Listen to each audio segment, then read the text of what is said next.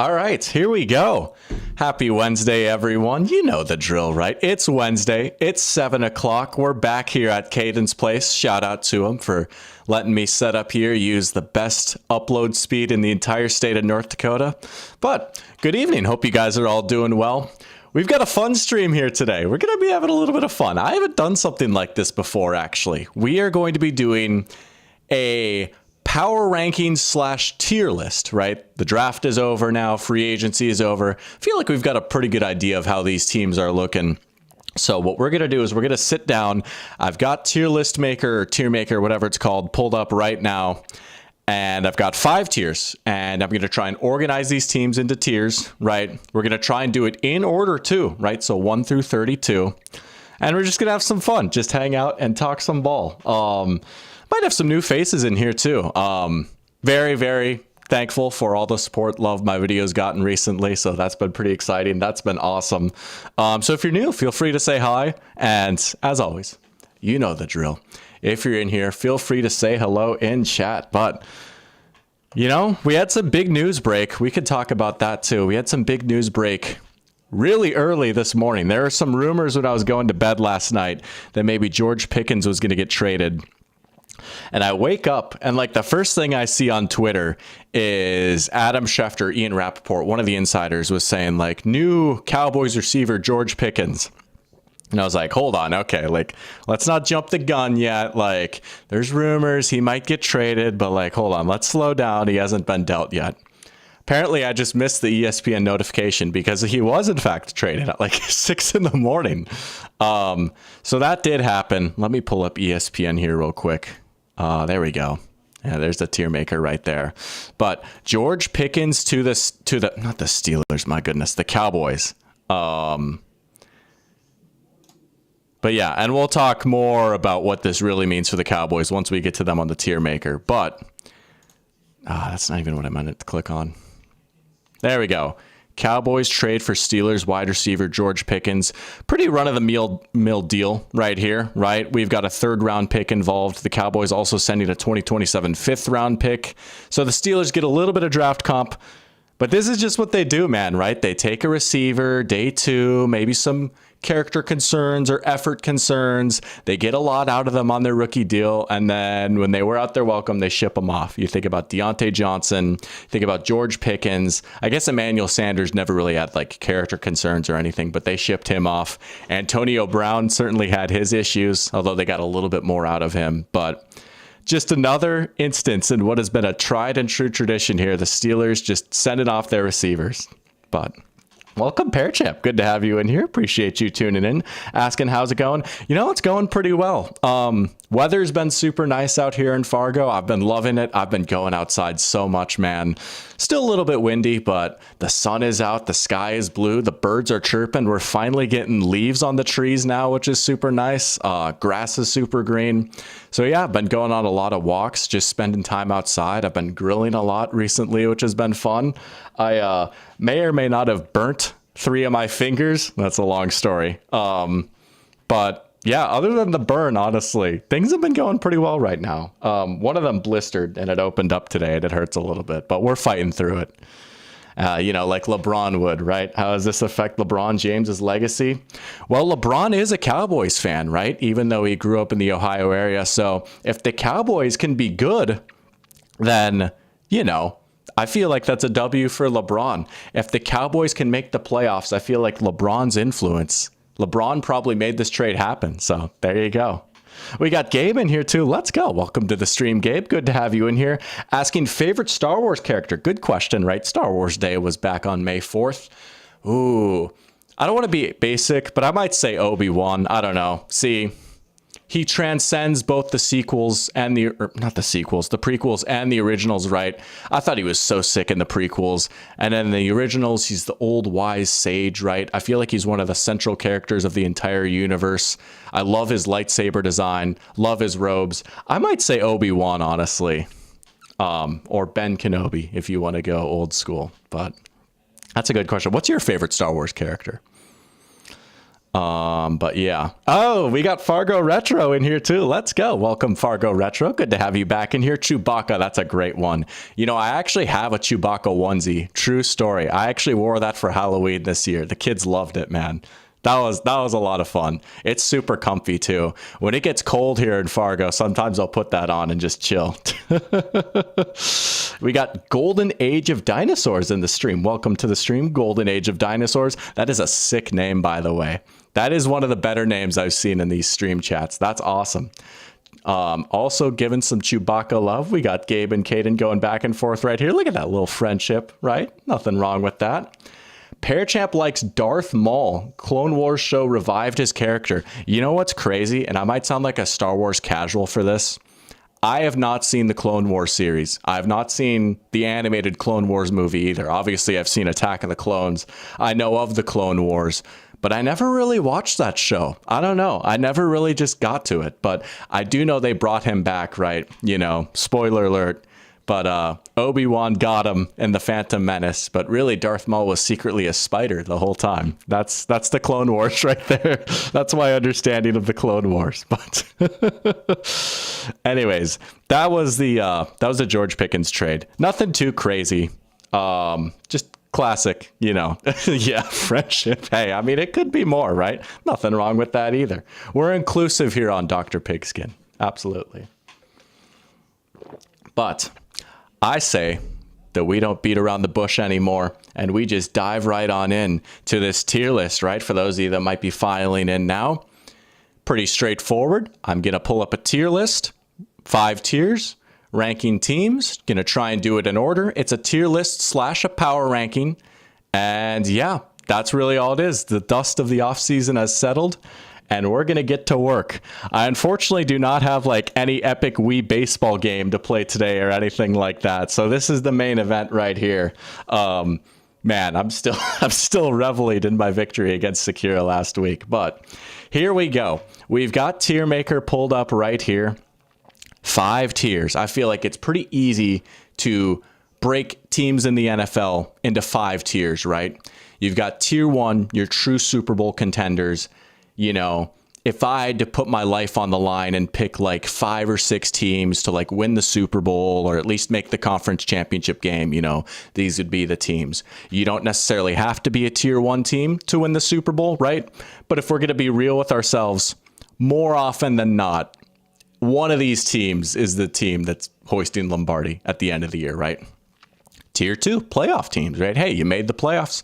Great success, right? Good, nice season. We've seen our fair share of tier 2 teams go on some nice runs. We've seen some tier 2 teams even win the whole darn thing, right?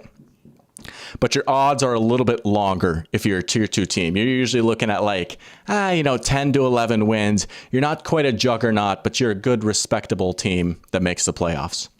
Tier 3 fringe playoff teams. I actually added this one in because I originally had 4 tiers, but I threw this one in because I was like, there's some teams that I'm flirting with putting in the playoffs, some teams that I really like that I might be too scared to put fully in tier 2, but I wouldn't call them mid either. So tier 3, even though it's in the middle of the tier list, this honestly might be one of the least populated tiers. There's just a few teams that's like, let's keep an eye on them. You know, I kind of like it. I kind of like these teams a little bit. Tier 4 mid, pretty self-explanatory, right? You're looking at losing record, missing the playoffs, not like a complete disaster by any means. You know, your 6-win teams of the world. And then tier 5, worst of the worst. Honestly, this one's going to be interesting. I was saying last week, someone asked me in chat when I was playing Wii Baseball, like who I thought would get the first overall pick next year. I was like, honestly, I don't know. There's not like a ton of bad, truly terrible, horrible teams out there right now.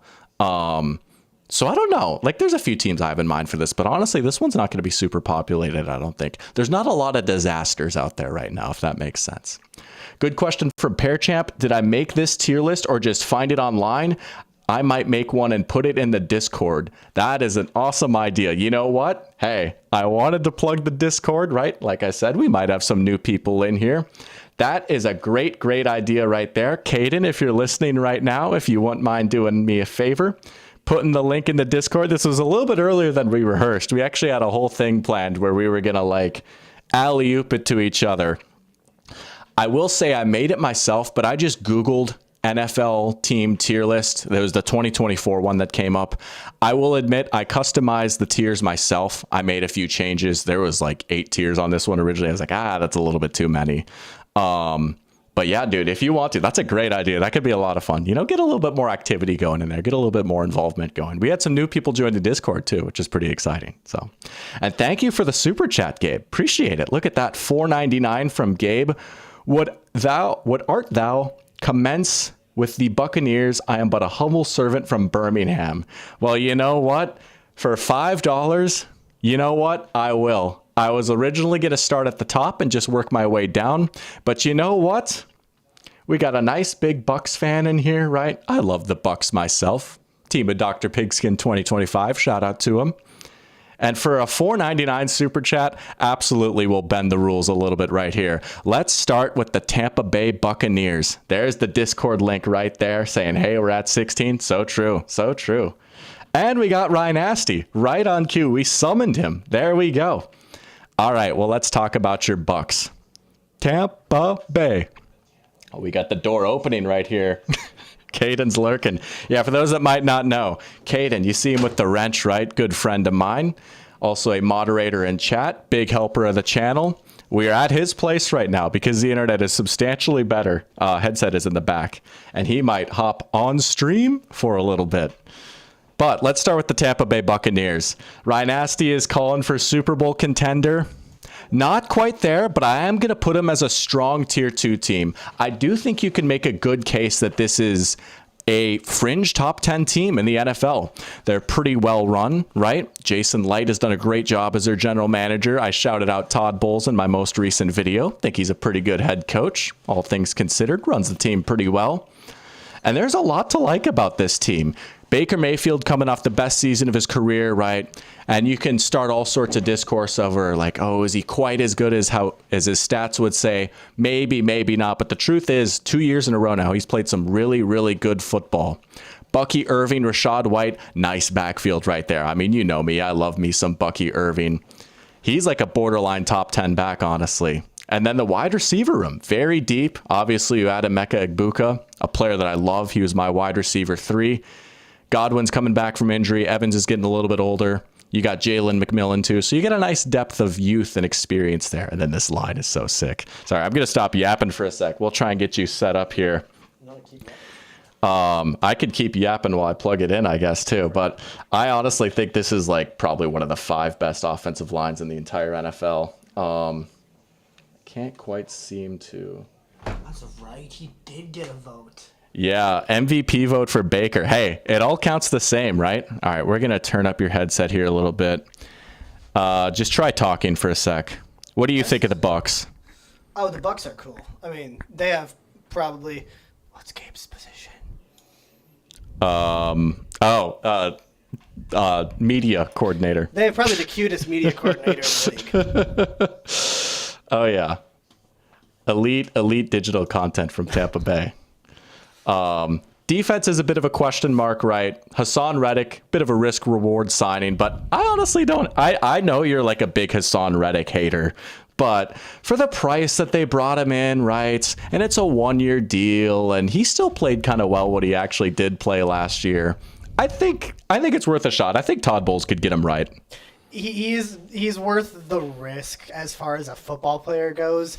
He's just I don't like him as a human being from what I've read. I mean, obviously, I've never met the dude. Oh, a man can't go to Japan and just ditch work? God, I mean, what was the whole thing? Like, he skipped, like, what? Was it 14 weeks? Something. He held out for a minute. I don't think it was quite 14 weeks. It was, because the Jets had their whole thing where, like, every week the Jets would make a different move. It's like, here we go. This is what's really going to finally put us over the top, right? Oh, we fired our coach. Oh, we traded for Devontae. Oh, Hassan Reddick is back. This time it's going to be different, I swear. He looked good on paper. Yeah. I mean, he played like what? He did play well for when he, did play, but he played 10 games last year. Did he really? Yeah. Yeah. Only 1 sack. That's kind of surprising, actually. Well, either way. He's what? He's 30. It's worth a shot. But that is going to be something to watch. And then another guy to watch for the Bucs that I want to shout out, Benjamin Morrison, rookie corner out of Notre Dame. Probably would have been a first rounder if it wasn't for injuries. Had a pretty bad hip injury. Just a little bit of a scary thing to overcome as a corner. But man, pre-injury Benjamin Morrison was nice. I mean, you look at that Ohio State versus Notre Dame game back in 2023. Benjamin Morrison versus Marvin Harrison Jr. was the matchup. And I'm not going to lie, Benjamin Morrison kind of ate him up. He kind of clamped him up. That was like the quietest game of Marv's career. He put in work on him. So if he's healthy, I think they got him in the second round. Okay. Second or third round. If he's healthy, he could be a dude. There were a lot of teams that had like really high grades on him. But yeah, so I think that might be the one thing that keeps the Bucs in tier 2 for me is the defense just has a few too many question marks. But dude, that offense is honestly pretty nice. That is a pretty good offense. They got a good foundation. You get good quarterback play, elite line, and elite receivers. And I don't know, man. Let's go. Welcome to the stream, Jack. Thank you for the super chat. For $2, I pooped. Well, let's go. Cheers to you, man. Cheers to you. I know your digestive system.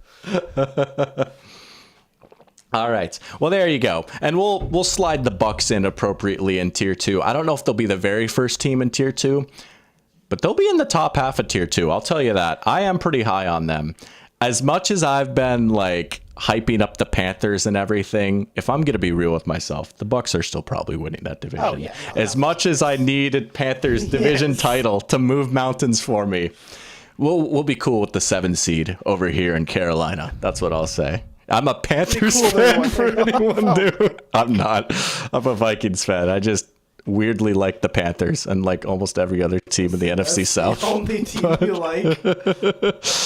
All right, we got to catch up with chat here before we hop into this next set of teams. Can you explain your comment, Gabe?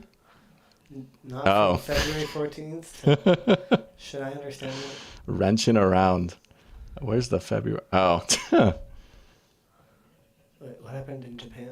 Oh, he went to Japan, literally, during that time. Yeah. That's sick. That's awesome. We got Jared Salucci. Hopefully I got that right in here, saying new sub. Appreciate it. Well, thank you for tuning in. Welcome to the Dr. Pigskin family. Dude, that's awesome. Hey, hope you stick around for a while, but thank you for spending your Wednesday. Yeah, join the Discord. This man knows what he's talking about, right? Let's go. Ryan Asti saying the defense is what makes us a playoff team. The offense under Grizzard, who called third down plays, by the way. Best third down team. Dude, I am honestly pretty high on Grizzard, right? I mean, I've had my whole, is losing Liam Cohen all that bad, like, take? And obviously, like, Cohen did an awesome job as the OC last year. But, dude, it's a good roster. And again, like, in Bulls we trust, dude. Like, honestly, no disrespect to like Liam Cohen or Dave Canales, but like he's walking into a pretty good situation. You would have to kind of screw things up for this offense to not be good next year. I am pretty high on this Tampa offense. I will 1,000% be drafting Baker Mayfield in most leagues. Oh yeah, as you should, dude. They'll be airing it out. Hey, I've got Bucky Irving in Dynasty. What else is there to say? Bucky Irving. I got him off the wires. Oh, nice. He won me my league. Jared asking, do I think the Bucs are winning the South? Yeah. I think that's a safe bet, honestly. Dude, that'd be crazy, right? I mean, that'd be not every single year they've won the division, but they've made the playoffs every year since 2020. They have the longest playoff streak in the NFL. Really? Absolutely. 100%. Oh, yeah. Wow. Oh, I got his name right, too. Salucci. Let's go. I try my best. One time, the Bucs replied to Ryan Asti's TikTok comment, made a video about it. That's so sick. Let's go. Also, I got a thumbs up. That's super chat. Give it a heart. And give the other one. Nice little thumbs up and heart. Humble servant from Birmingham is crazy. I just kind of glossed over that for a sec. Jack asking, what if Penix wins MVP? Oh, we'll talk about Penix in a second. I'm actually excited to get to the Cardinals. I've got a few things I want to say about Michael Penix Jr., to be completely honest. I'm excited about that. We got Dr. Yo-Yo 540 in here. Welcome to the stream, Dr. Yo-Yo. Asking to do the Bengals next. You know what? You asked nicely. I think you're a first timer. If you've lurked in here before, I forgot you. I apologize. But you know what? I'll throw you a bone. Let's do the Bengals next. What are you feeling for the Bengals here? I'm kind of between tier 2 and tier 3 myself for Cincy. Okay, we got fringe playoff team. Tier 4. How did you describe Tier 4 again? Tier 4 is like a losing record. Like you win like 7 games. Yeah, I'll put them Tier 3. Okay. I still don't think they made enough. They didn't. I mean, they had so many moves they need to make that defense even close to competent. But yeah, no, I don't know if they make the playoffs again this year. Yeah. I would probably be with you there. I mean, I would consider them like a Tier 3 team last year, right? They went 9-8, I think it was. And they did it to themselves. Like, yeah, maybe they lost a few close games and got a little unlucky. Is there a chance that they sneak in? I mean, the offense is pretty darn nice, right? But you have to count on Burrow being healthy. Exactly. You have to count on both receivers being healthy. You have to count on the line be a little bit better. This is a big season for Amarius Mims right here. I don't know how much exactly he played last year, but he did not play a whole lot in college. And he was injured some. They're kind of counting on him to step up a little bit. He was their first round pick a few years ago. Yeah. And then, I mean, defensively, it's Trey Hendrickson and vibes right now. And maybe beast Shamar Stewart, but like it's going to be hard to count on him being a guy right out the gate, right? Bro, they got Oren Burks. That's crazy. They got Oren Burks. I didn't even know that. He's starting for them. Good for Oren. Isaiah Thomas. Yeah, the basketball player. Nice. Yeah, and then like I don't know, like none of the young guys in the secondary have really panned out. Cam Taylor-Britt's all right, but like Dax Hill, there's a lot of high hopes for him. Just hasn't quite been there. Geno Stone was a big free agent signing, but he hasn't really repeated his success in Baltimore. And again, like, dude, I mean, I don't exactly have like the perfect stat memorized, right? But I do remember like Trey Hendrickson is like 8th in the NFL in pass rush win rate. And like, there's not another Bengal until like 90 or something like that. I mean, no, it's literally just him getting after the quarterback. And that just killed them last year. So it is. Anything to fix it. Yeah. I mean, and low key, he's a very good player. He's 30. How old is he? And I want to be careful. I don't want to like write him off. I mean, having back-to-back 17.5 sack seasons is crazy.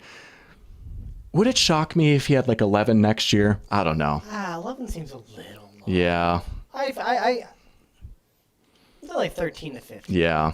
But either way, dude, he could have 17.5 again. They're going to need like Shamar Stewart to be good early, or the secondary is going to have to be better. Or as Dr. Yo-Yo is pointing out, new defensive coordinator, Al Golden, coming over from Notre Dame, right? Getting rid of Captain Lou. Kind of, I don't want to say a surprising move because the Bengals defense really did just struggle that much. But Lou Anarumo was so good for so long in Cincy.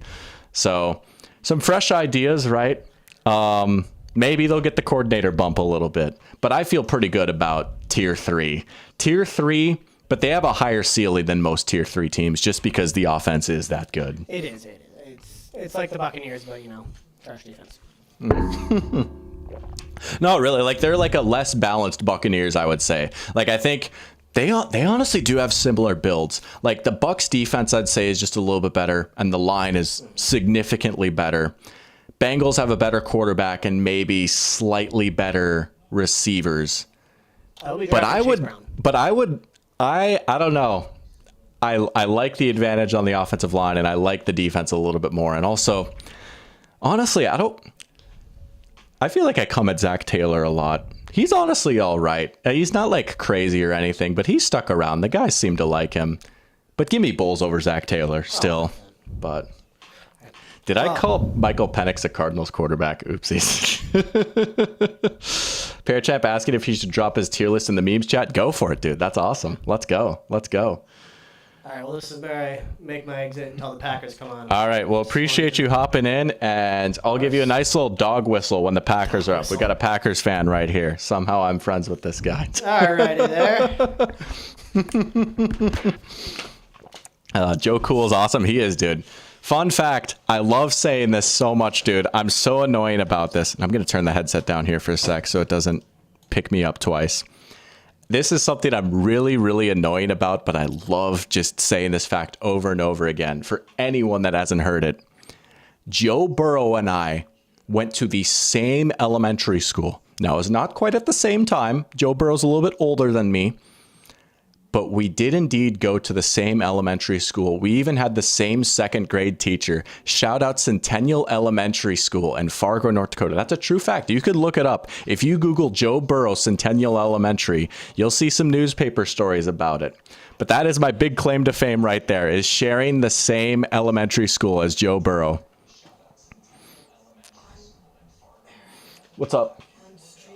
Oh my gosh. Do you mind if I... Oh yeah, you got it. Thank you. But yeah, there you go. Joe Cool is pretty sick. All right, let's see if we can catch up with chat here a little bit more.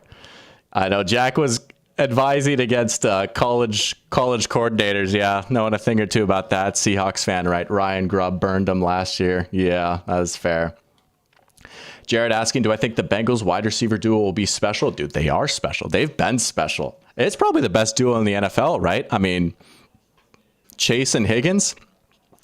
Now, granted, take it with a grain of salt, Vikings fan here. I do have Jefferson over Chase just a little bit, but I think Higgins clears Addison. And I think it's better than Hill and Waddle at this point in Hill's career. So, yeah, I would go with that. We got Michael in here too. Let's go. Welcome, Michael. We got both the Doty boys in here now. Always fired up when that happens. The brother connection. Let's go. Saying, what was that a reference to the Centennial fact? Dude, I just get a kick out of it, man. It's just so funny. Somewhere, I think my sister even has a yearbook with Joseph Burrow in it because she went to school at the same time as him. I don't know if they ever interacted or anything, but yeah, in the Centennial yearbook, his name was printed as Joseph Burrow. And little did we know back then that we had a beast going to Centennial Elementary. We got anything for clicks in here too with the triple eagle emoji, as always. Man, I love when the Eagles come on in. You know, we got Ghosty Nose, welcome, asking if I can rank the Commanders next. Well, here we go. Let's do the Commanders next. I'm loving how poppin' chat is right now. I apologize if I don't get to every single message.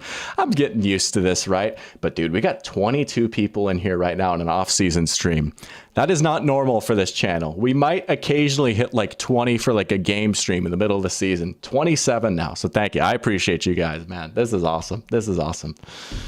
But shout out to Ghosty. Let's do the Commanders next. And you know what? Brace yourselves. Man, I'm going to put them in tier 3. I know, this is crazy. I'm going to try and reorder it here. I'll put them ahead of the Bengals. Yeah. I'm going to put them in tier 3. So, for those that might be new or weren't around at this time last year, I did have a pretty bad Commanders take. And if you go back and you watch the NFL overvalues quarterbacks video, as I've had many people in the comments point out, rightfully so, and fair point, right? Yeah, my Commanders take in that video aged pretty poorly, right? I was super down on the Commanders last year. I honestly thought that Dan Quinn was going to be a disaster. I did not think Jaden Daniels was going to do well in this offense. I didn't like the hire of Cliff Kingsbury. On and on and on and on. I was not big on the Commanders at all last year. And of course, they win 12 games. Daniels is a beast. They make the NFC Championship game. However, for better or worse, and I promise I'm not a Commanders hater. Honestly, I think it's sick that they're good again. And I think it's even cooler that Dan Snyder's out of the picture and they're good, right? They're a very likable, enjoyable team. However, if I'm going to be a bit of a Debbie Downer here, I do think there is some room for regression. And I think there's a world where they could still maybe make the playoffs, but it wouldn't shock me if they went 9-8 and just missed the playoffs next year. If you want me to get really spicy, it wouldn't shock me if somehow the Cowboys finished above them in the division. That is one of my hotter takes right now, I think. I still like the direction of this team overall. I obviously love Daniels. He's completely proven me wrong. This isn't even an indictment on Daniels necessarily. the defense is pretty rough. And they were still quite bad last year, honestly, right? Like, that was the one thing that really concerned me above all else, was like, dude, this was the worst defense in the NFL last year. They didn't add a whole lot, and they're bringing in this defensive coordinator that wants to run a bunch of man coverage, and they just don't have the corners to be able to do that, right?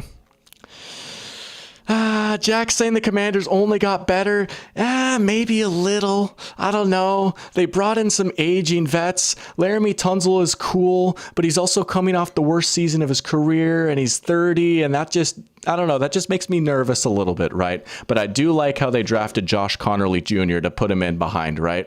I do like that. They're doubling up.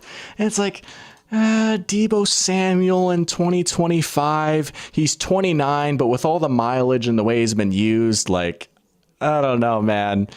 And he now, like, at least Cliff is like an offensive coordinator, I think, that could have some pretty good play designs for Deebo, but like, he's outside of the Shanahan friendly confines now, and he just doesn't move like he used to, right? And he's not like a pure classic receiver.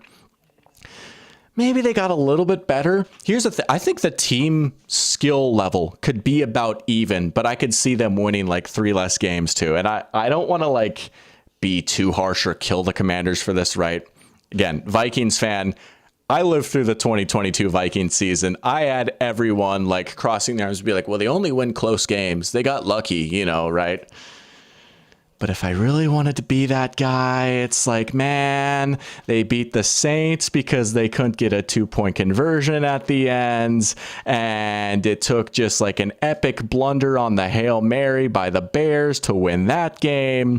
And they beat the Eagles without Jalen Hurts, right? Like, again, that maybe that's like a little bit too nitpicky, but I don't know, man. I just think it's fair to say like the defense still concerns me. The offense could regress just slightly, right? Cliff still did kind of the same stuff that he did with Arizona, another year of that on tape now. I don't know, man. I'm not going to say a full-on like Stroud slump, and I still think Stroud is pretty good too, right? But I mean, we see every year, right? Like, progression isn't necessarily linear for these guys, right? You look at CJ Stroud and it's like, oh, he was so good as a rookie. Just imagine how good he'll be in year 3, But it's, it goes up and then it goes down and then like all around, right? I still think if you want to put Jaden Daniels as like one of the 10 best quarterbacks in the league, I don't hate it one bit. I can get behind that. Yeah, the Giants game, right? The Giants literally didn't have a kicker, and that was a close game, So again, like, I could be super nitpicky.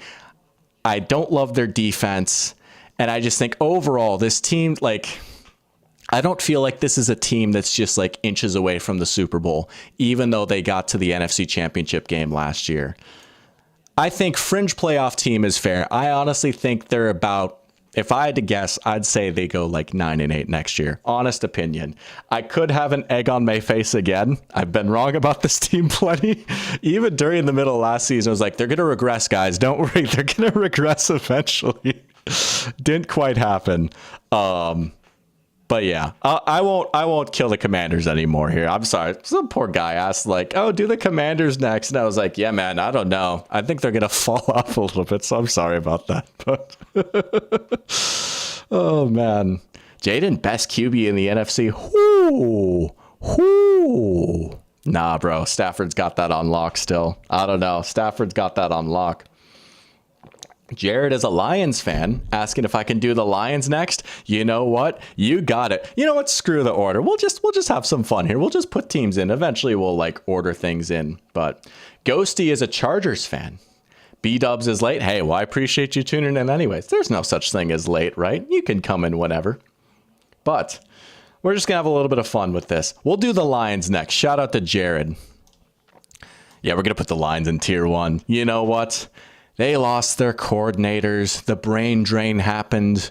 Now there's the viral video of Aiden Hutchinson, and he doesn't trust his leg. It's over for him, right? Take it from me, a Vikings fan who has had my fair share of incidents with the Detroit Lions. This team ain't going anywhere, man. I don't know. Maybe they take a slight hit from losing both their coordinators. I get that. I understand that, right? But at the same time, same thing that I said about the Bucs, right? you would have to really screw things up for this to not be a good offense next year, right? Jared Goff, say what you want about him. I'm not the highest man on Goff ever, but again, fringe top 10 quarterback, one of the best quarterbacks in the NFC.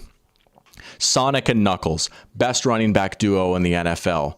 Amon-Ra St. Brown, top 10 receiver, all-pro slot receiver. They've kept J-Mo for now, which I think is a good idea. I really do. Had his first 1,000-yard season. They gave up a lot to get Isaac Tesla, but honestly, if Brad Holmes thinks he's good, he probably is. You know, I'm at that point, right? Laporta, good. Offensive line, still pretty good. Took a few hits, still very good though, right? And then the defense, finally healthy again, right? There's just no way this defense is going to be as banged up as it was at the end of last season, right? I mean, let's be honest, dude. That was a JV team they were trying out there on defense for from December onward. And literally up until that Commanders game, it did not matter. And even then, their defense got fried, but also Goff had a stinker and turned the ball over 5 times, right? Dude, it did not matter for almost the entire season how injured they were. They were without one of their best, most important players for half the season. And up until the very end, it did not matter. Aleem McNeil dealt with injuries. Didn't really matter, right? I mean, the front is just looking so strong with those tackles. And you've got Hutch. Jack Campbell broke out in a big way last year. And then if you're the Lions, if you can think you know what? There is still some room to improve here on this defense. Terrion Arnold, year 2, he struggled some with penalties and just getting beat last year.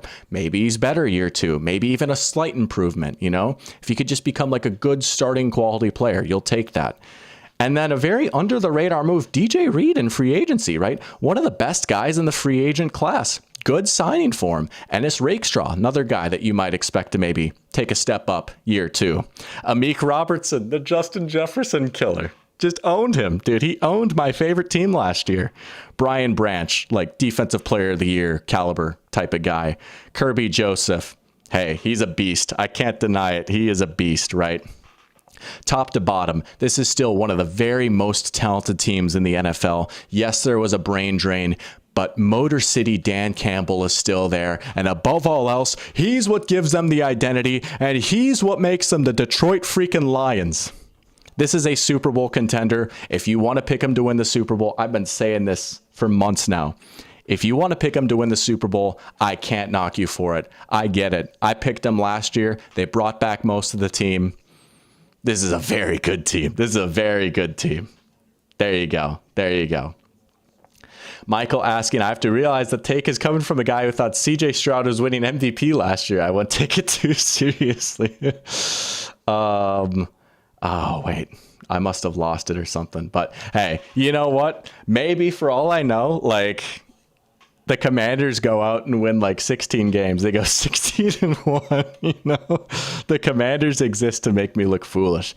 Anything for clicks coming in hot. The Lions are not making the playoffs. I would be genuinely shocked. I think it would take a catastrophe for them to not make the playoffs. But same guy who picked Daniels to win Offensive Rookie of the Year.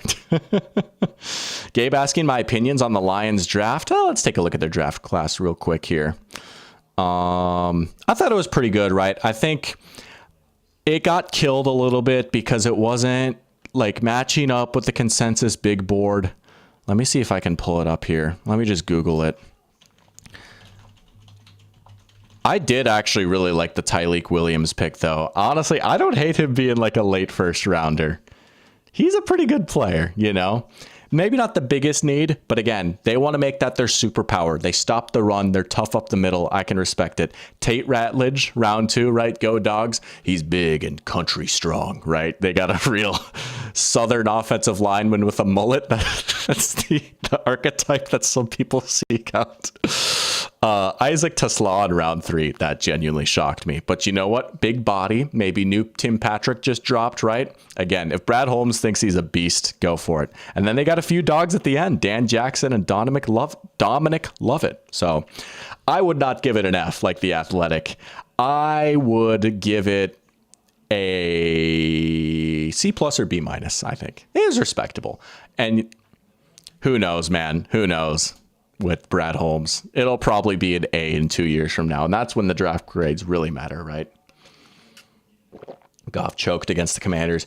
He kind of did. He had 2 stinkers the whole year, right? Usually Goff is good for about 3 or 4 stinkers, but he only had 2 last year. It's like, oh, the Texans game on Sunday night, they even won that game. But then just the other shoe dropped against the Commanders. That was like maybe his worst game of the season. It was a tough time to have it. But hey, the GOAT, Mikey Sanders, still had a pretty good game in that game too. So some of it is just Mikey being a beast, right? I'll say something nice about the Commanders. Mikey Sanders still was a pretty good pick for them last year. He is a bright spot on that defense. There you go. All right. Jack has been asking for the Colts. Let's do it. Let's do the Colts. Speaking of team of Dr. Pigskin. This was the team of Dr. Pigskin last year. Let's put the Colts in tier 4. I am disappointed in the Colts. I'm not mad. I'm just disappointed. I was so high on them last year. I was so excited for them. Dude, Anthony Richardson, he's going to be a beast. It's Cam Newton all over again, I swear. Oh, the offensive line is so good. Shane Steichen is a genius. The defense isn't that bad. If you squint really hard, Juju Brents starting at corner is not that big of a deal, right? DeForest Buckner and Grover Stewart are just going to wreck the game. Yeah. I don't know, man. They took some hits on the offensive line. Again, they just lost some real beasts up the middle, right? They just lost a really good center and a really good guard. I don't remember where they went, but man, it's a shame, right? There's still a lot that I like about this team. I really like the receiver room, right? Pittman, Pierce, Downs, Adonai Mitchell. That's great. I was kind of against them taking Tyler Warren, to be honest. I just think like, man, they've got enough guys to get the ball to. I don't want them throwing in another dude who you kind of need to cater the offense to. You need to do all this funky wildcat stuff and all these screens and all that stuff. And he's not a true separator and he doesn't have a full route tree. And his arms are short, so he's not the best inline blocker. You got to get him on the move, I say all that, pretty good player, but like, man, I just don't think that was their biggest need, right? They could have gone offensive line or they could have added someone to the defense. They made some moves in free agency, which I'll give them credit for. Cam Bynum, Charvarius Ward, there you go. Let's up the secondary a little bit. You're no longer counting on Juju Brents being corner 1. All right, nice. Kenny Moore, still a good slot corner, right? Defensive line is at least intriguing. Obviously, Buckner and Stewart are sick. That's a great interior duo right there. Latu is kind of quiet as a rookie, but we'll see about year 2. And Kwity Paye's turned into like an all right player, right? Yeah, Latu was just like, I don't know, 4 sacks. He had a few good plays. He had some moments here and there. He didn't play a ton either. He was kind of a rotational piece last year. I wonder if they're going to cut him loose more next year. But yeah, just not a big impact player, right? He was the first defender taken last year. And you had Chris Ballard going, we just got the best defender in the freaking draft, right? And now this year he's aura farming and he's trying so hard to recreate the Vikings war room video when the Eagles took Rager. He's like doing too much, so he's laughing a little bit too hard. He's like, ha, ha, ha, ha, we get Tyler Warren, ha, ha. It's like, we get it, bro. You think you're getting your Justin Jefferson moment. That's awesome. I don't know, dude. I've just gotten so sick of Chris Ballard. As someone that wants the Colts to do well, they've missed on so many drafts, and he's been so passive for so long, right? This team just feels like it's in a really, really tough spot right now. They still did go 8-9 last year for what it's worth, for as big of a disaster as it felt like. And we'll see about Richardson. I swear, bro, he's so close to turning the corner. I swear, bro, his completion percentage will be in the 50s soon. I promise. I think they should at least roll to the season with him as the starter, but my hopes are not super high on the Colts. They're gonna be the first team I put in mid here. It would not shock me if they won like 6 games and the vibes were pretty bad and Steichen was fired. I don't know. We'll see about Lou Anarumo though, right? Nice little callback right there, going from the Bengals to the Colts. DeForest Buckner was actually saying today, like, they called him like a defensive wizard, and I see why after our first install. So who knows? But I'll put them in mid. Trenton Wright, welcome to the stream. Good to have you in here, Trenton, saying Colts are a hack team. Maybe a little bit. I don't know, man. Maybe a little bit. Yeah. Maybe they take Arch Manning in the 2026 draft. Talk about full circle right there. We'll see about Arch. I don't know. We'll see about Arch. He played like 100 snaps last year. We'll see. Talking about the Giants game. Oh, yeah. Drew Lock, baby. Oh, beautiful, beautiful reference right there, Gabe. The next Cinderella story, Daniel Jones. You know, I'm not like Daniel Jones's strongest soldier by any means, but I think he's a little overhated. I don't know. I'm such a Richardson believer that is like, I wish Jones went somewhere else, right? But I was like kind of on board with Daniel Jones, the Viking, when it first happened. You know, not saying that I wanted him to take over for McCarthy, but like he'd be a good backup. There's a little bit to work with, right? He's a great athlete. He doesn't have a crazy strong arm, but if you make a really simple offense for him, he can run it all right. We saw that in 2022 with the Giants, you know. Now, the moment things go south, the moment protection breaks down or anything like that, then yeah, he'll make some boneheaded mistakes. And that's what keeps him from like being an actual good quarterback. But is he one of the 32 best quarterbacks in the league? Absolutely, right? And at least in that sense, he's like a starter. So I don't know. Indy's not like the worst spot in the world. It's pretty low key, very different from the Giants. I want to see Richardson get one more year, though. If Richardson can't figure it out this year, it's over, right? Like I'm willing to call it quits. We give him a full year, and he still just can't hit these passes. He's still just missing, right? He maybe deals with an injury or two. Yeah, it sucks, right? I love the guy, but like, we'll tap out, if you will, with Anthony Richardson. But I want to give him just give him like one more year. Come on, just one more year. What is Jones's record as a starter? 22-40. Ugh. Yeah, but some of that is just the Giants being bad, right? I mean, come on. Those are some pretty bad Giants teams. I mean, we saw like Tommy DeVito come in and it was like 10 times worse, you know? That was something I liked doing a lot last year. It's just like talking about Tommy DeVito, be like, Daniel Jones be like, miss me yet? Trenton is all in on nothing. Colts making the playoffs. Hey. If that happens, I'll be here for it, right? Then I'll just be like, I was early. But I don't know. I'm just a little soured on the Colts personally. Jack wants us to get a tier 5 team started, throw in the Cleveland Browns. Yeah, they probably are, honestly. They're probably one of the few teams. They just have a ways to go, you know? I mean, that's what happens when you make a trade like they did and give out a contract like they did, right? They just have an incredible hole to get themselves out of. I mean, this quarterback room is truly insane, right? They can't even fit all the guys on the ESPN page, right? There's no Shedeur Sanders showing here. At least one of these guys is going to be the odd man out. One of these guys will probably get cut and then maybe like another go to the practice squad or something, right? Because there's no way you could roster 5 quarterbacks.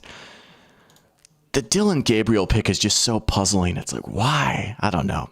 And it's like, well, is Kenny Pickett going to get cut? Yeah, exactly, Ghosty, right? They have 5 quarterbacks. Like, my guess is Flacco will start the season, and then we'll see where it goes from there. If they're really counting on Joe Flacco to do what he did a few years ago, good luck, Charlie. I don't know, man. I don't know.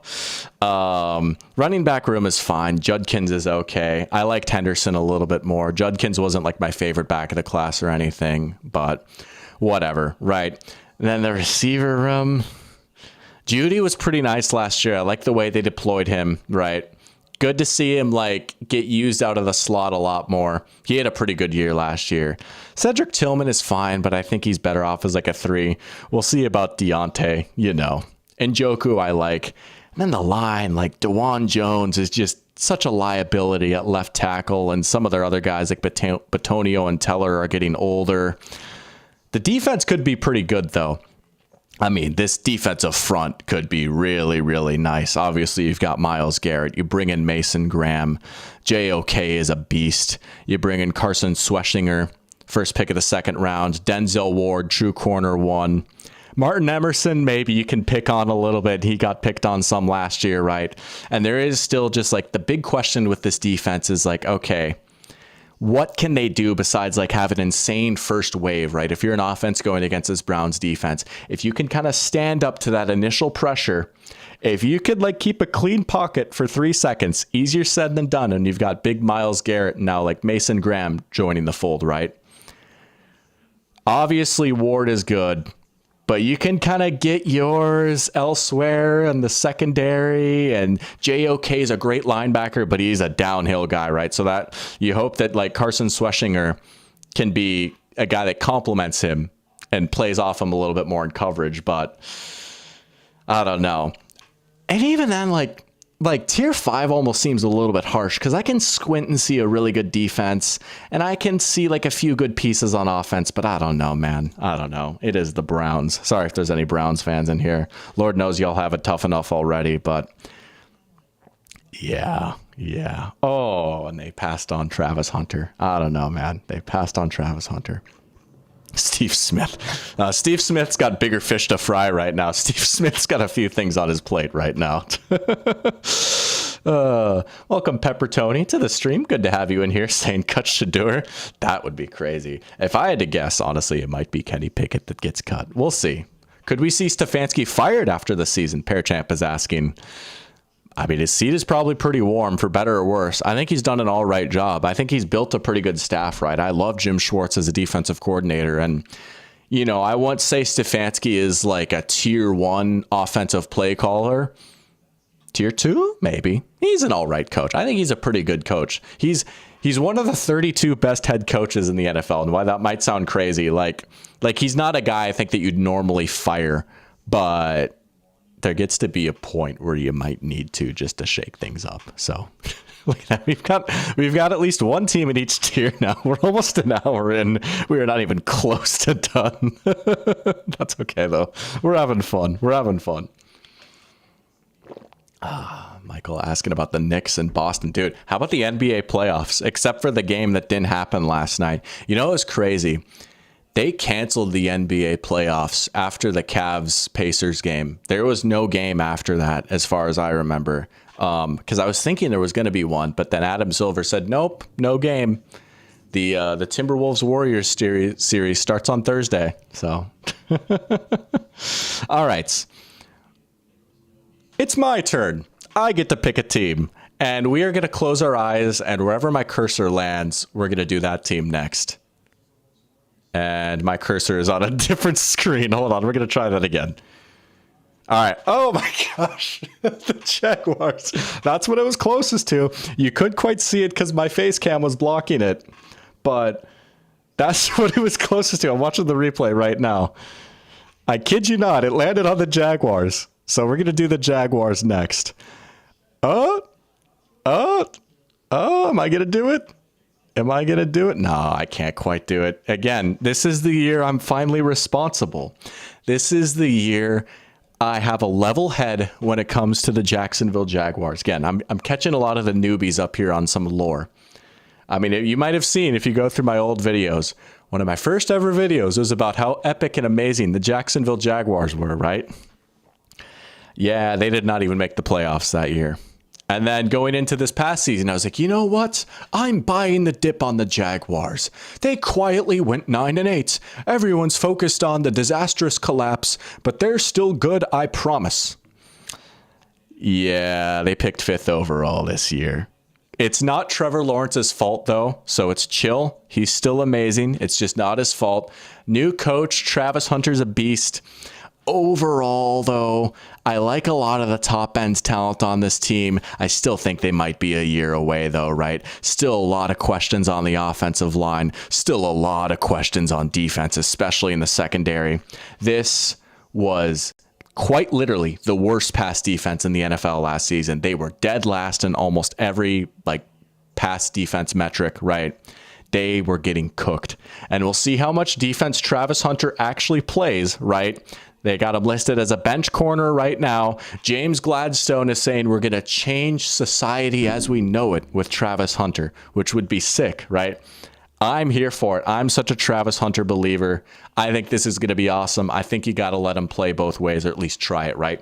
I do think it's interesting, though, how they're like, yeah, he's going to be a full-time receiver and part-time corner. It's like, wouldn't you think it'd be the other way around though, right? Like, wouldn't you think it'd be the other way around? Wouldn't it be a lot easier if he was a full-time corner and you mixed him in on offense? I don't know. There's a reason I'm doing this in like some apartment room and not like actually working for an NFL team, right? So take that with a grain of salt. But I don't know, man. I don't know.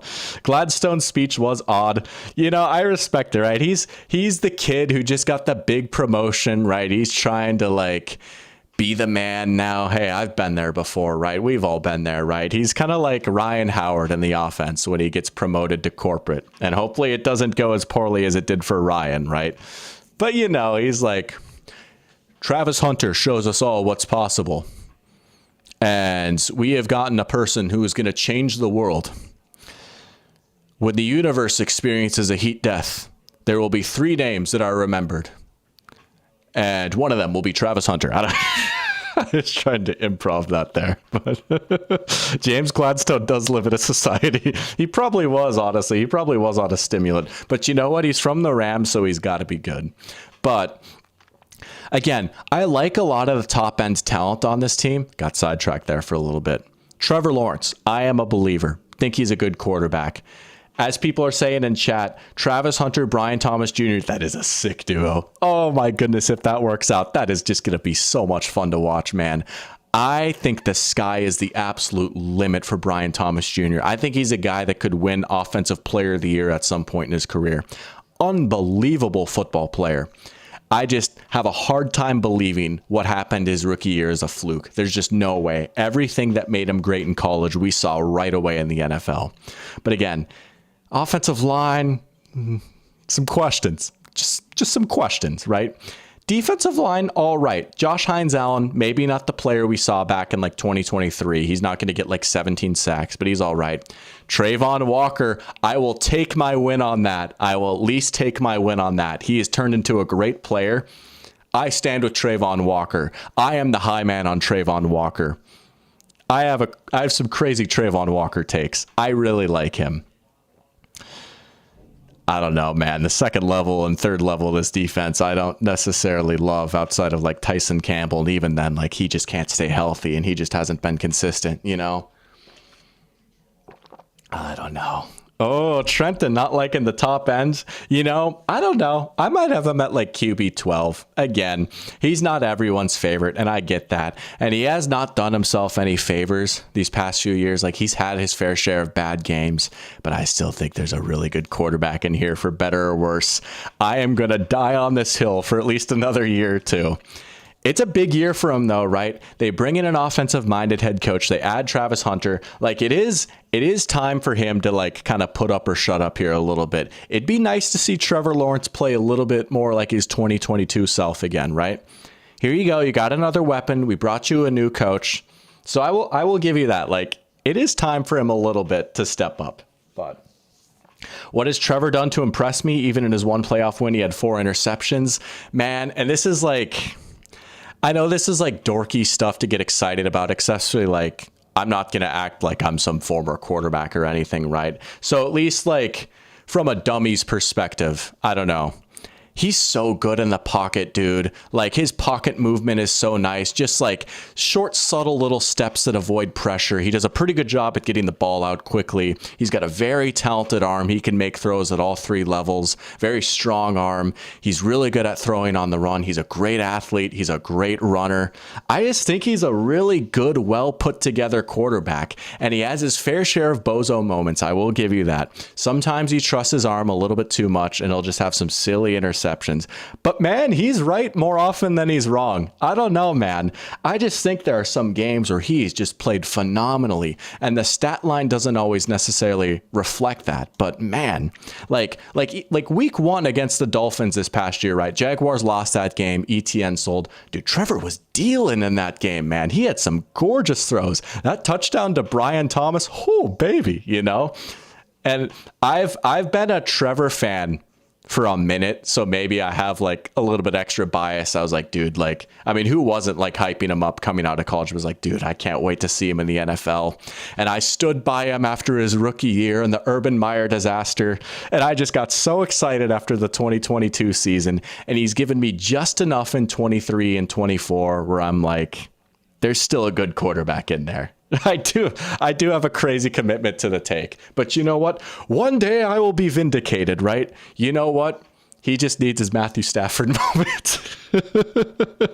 King TK doesn't like Trevor either. Trevor is a bum. Well, here we go. A little bit of division on Trevor Lawrence. I can respect it, though. I get it. But anyways, we spent like 10 minutes on the Jaguars there. Predictable, right? Typical. Pearchap thinks there will be 3 divisions that will have 1 playoff team. The Bills, Rams, and Texans. The rest of the teams in the division will not be in the playoffs. I could probably get down with that. Yeah, I think that makes sense. Gabe is sipping on a glass of Publix lemonade from a 2022 SEC Championship souvenir cup. That's sick. Trenton is saying to do Eagles next, and he'll die defending Jalen Hurts. Well, let's just do it. This was the team. If we went in order, they would have gone first.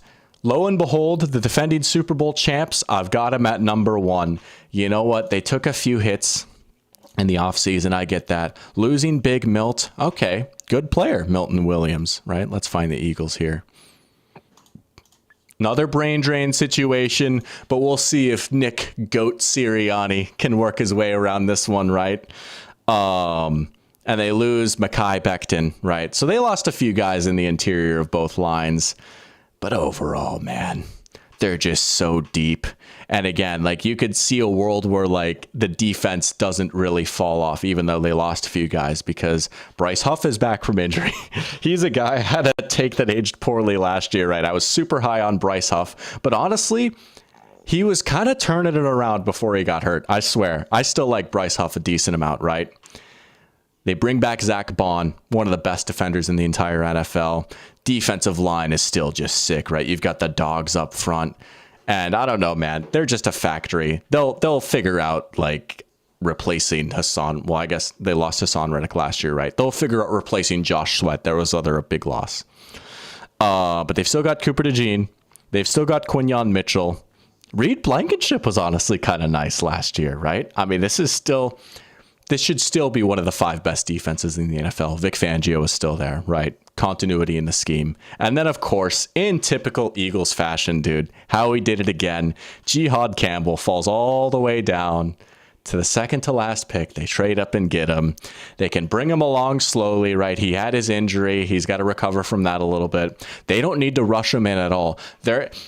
Even though like I would have loved to see him go to the Bucs, right? This is a different situation than him going to like the Bucs or the Bengals, where it's like, oh my gosh, we need Jihad Campbell to be good right away, right? The Eagles, dude, he could literally sit like the full first season. They could bring him on like that slow and they'd be all right, right? But if they even want to bring him in like mid-season or just like ease his way in, they actually have the luxury of doing that, you know? Not a lot of teams do. I mean, the line is still nice. Jalen Hurts obviously has proven his worth at quarterback. You have the reigning offensive player of the year. Unbelievable receiver room. Again, yes, you lose Kellen Moore at offensive coordinator. And we'll see about this new guy, right? I don't know, dude. They'll figure it out. I think they'll figure it out. They should definitely be one of the favorites going into next season.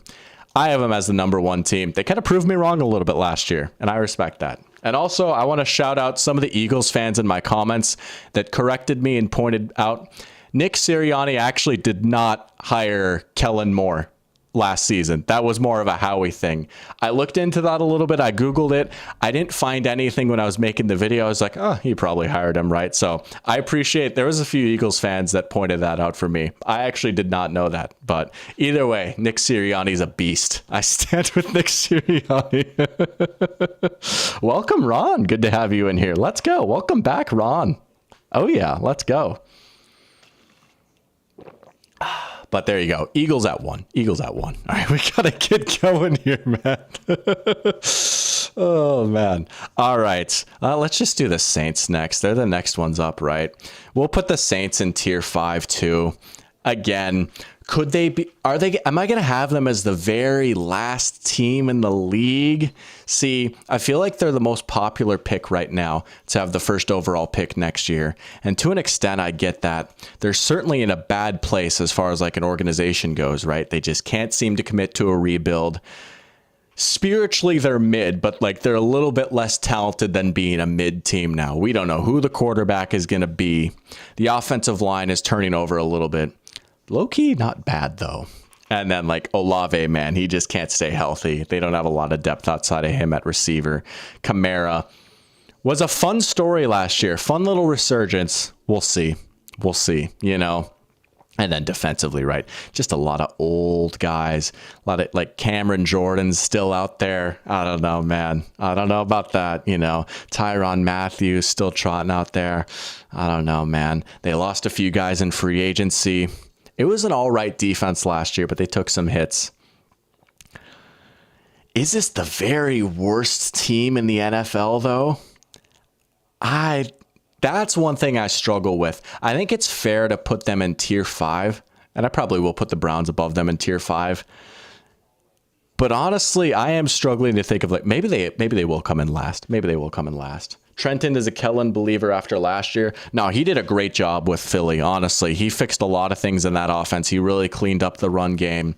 He made life easy for Jalen Hurts. I mean, Jalen Hurts is good against the blitz now, right? That was like his one big Achilles heel, and they worked around that. So he did a lot of really good work after kind of being scrutinized for how he did in LA, and he had a rocky ending in Dallas. So I'm willing to hear him out, right? You know, he's a former player. A lot of people have raved about how good of a guy he is to work with. So I think he's going into a terrible situation. But we'll see. I'm willing to hear him out a little bit. Pearchap thinks the Titans will be the worst team again. I could see it. I thought about it a little bit. I like their defense a little. And their offensive line could be a little bit better. But honestly, I could see that a little bit. I could see that. So got another Titans shout in there. King TK with a good question here, asking, Lions are still this high even with the coordinator's loss? I really think so, man. I'm not going to sit here and act like losing Ben Johnson and Aaron Glenn means nothing. I just am such a believer in the talent on this roster. I trust Dan Campbell to, like, make good hires and promote from within. They're good. They have to be better on defense, right? After all the injuries that they had last year. I think they'll stay around the same spot that they were last year. I think like 13, 14 wins is still a very reasonable expectation for this team, even without their coordinators.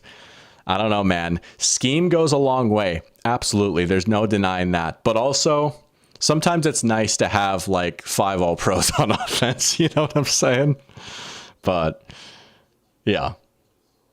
All right, let's do the Seahawks next. No cool name Jim is asking for the Seahawks. Let's do the Seahawks next. You know, it's funny. I said there was not going to be a lot of teams in tier 3. We're about to have 3 in there. We're going to throw Seattle in there. This is probably like about where they were last year too, right? They did win 10 games. They just barely missed. Was it 9 or 10 games? Either way, they just barely missed the playoffs on like some crazy tiebreaker technicalities, right?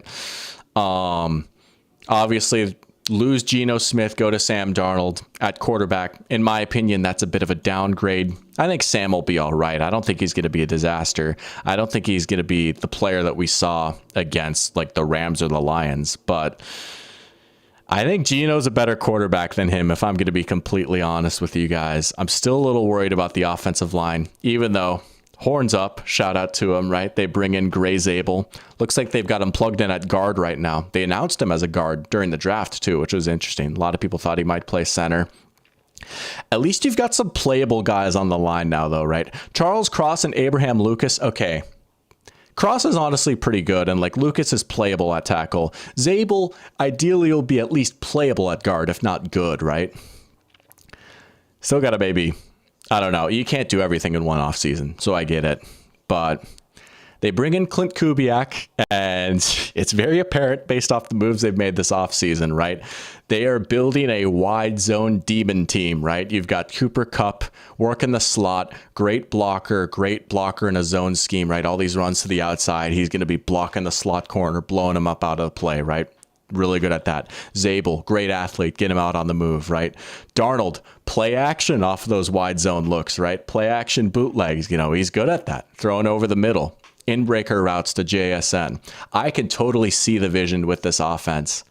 That's why I think I'll have them as like a fringe playoff team. I think like, okay, they maybe downgrade at quarterback, but they get a little bit younger and a little bit cheaper. So I at least see the vision with that. I can see how this offense will work. I am a little worried about the thought of Sam Darnold facing interior pressure a little bit more consistently than he did last year.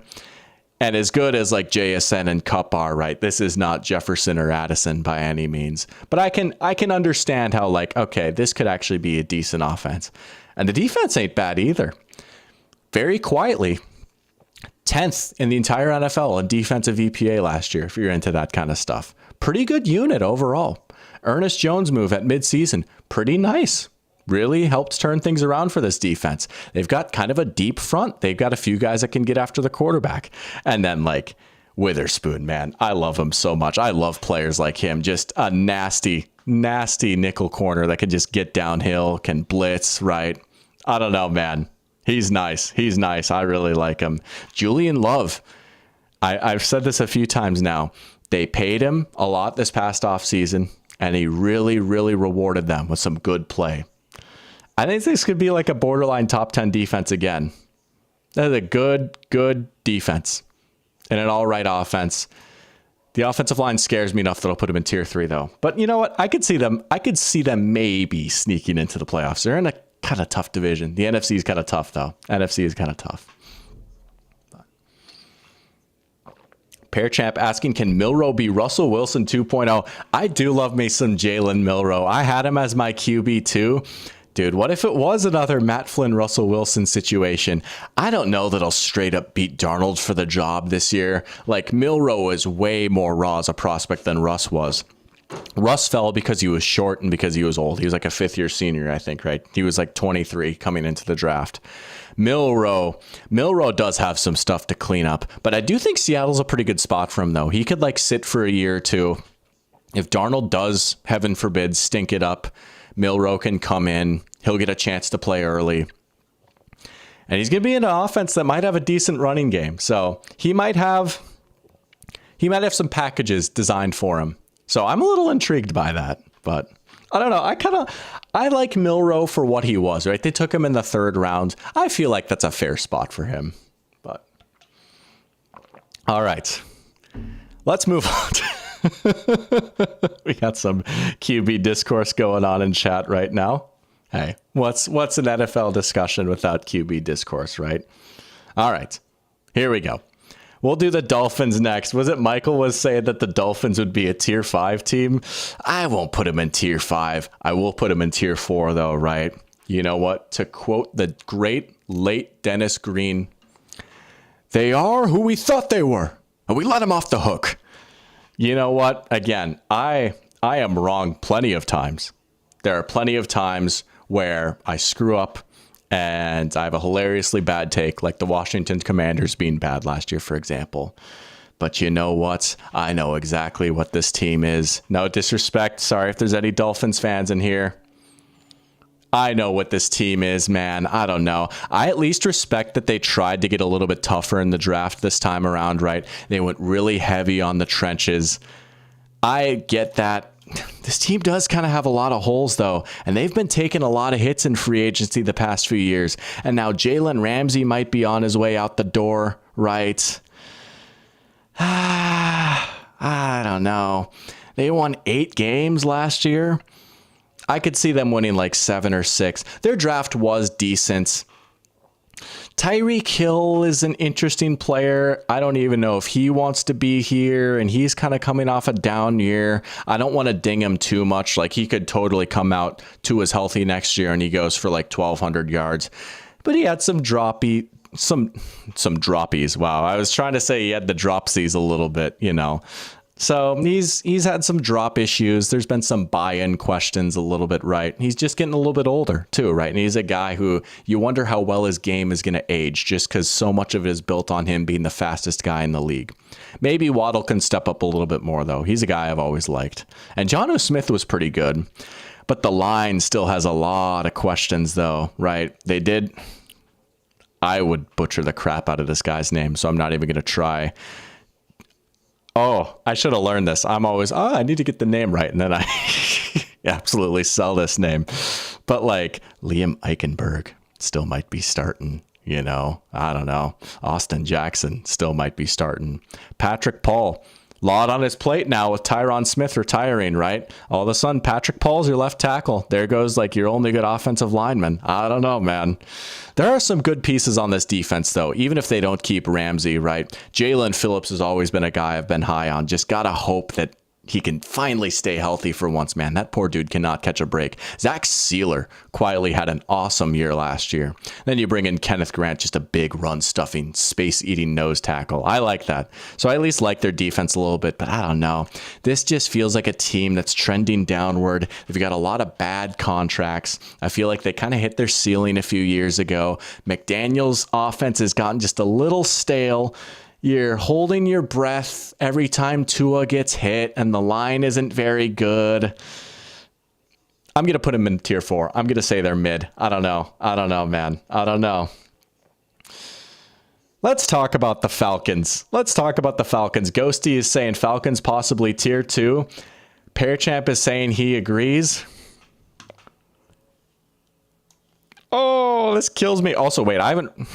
Spoiler alert. This kills me because I like the Falcons, right? I've got ties to Georgia and Atlanta and everything. A lot of people that are close to me are Falcons fans. I'm going to put them in tier 4. Let's at least reorder this a little bit.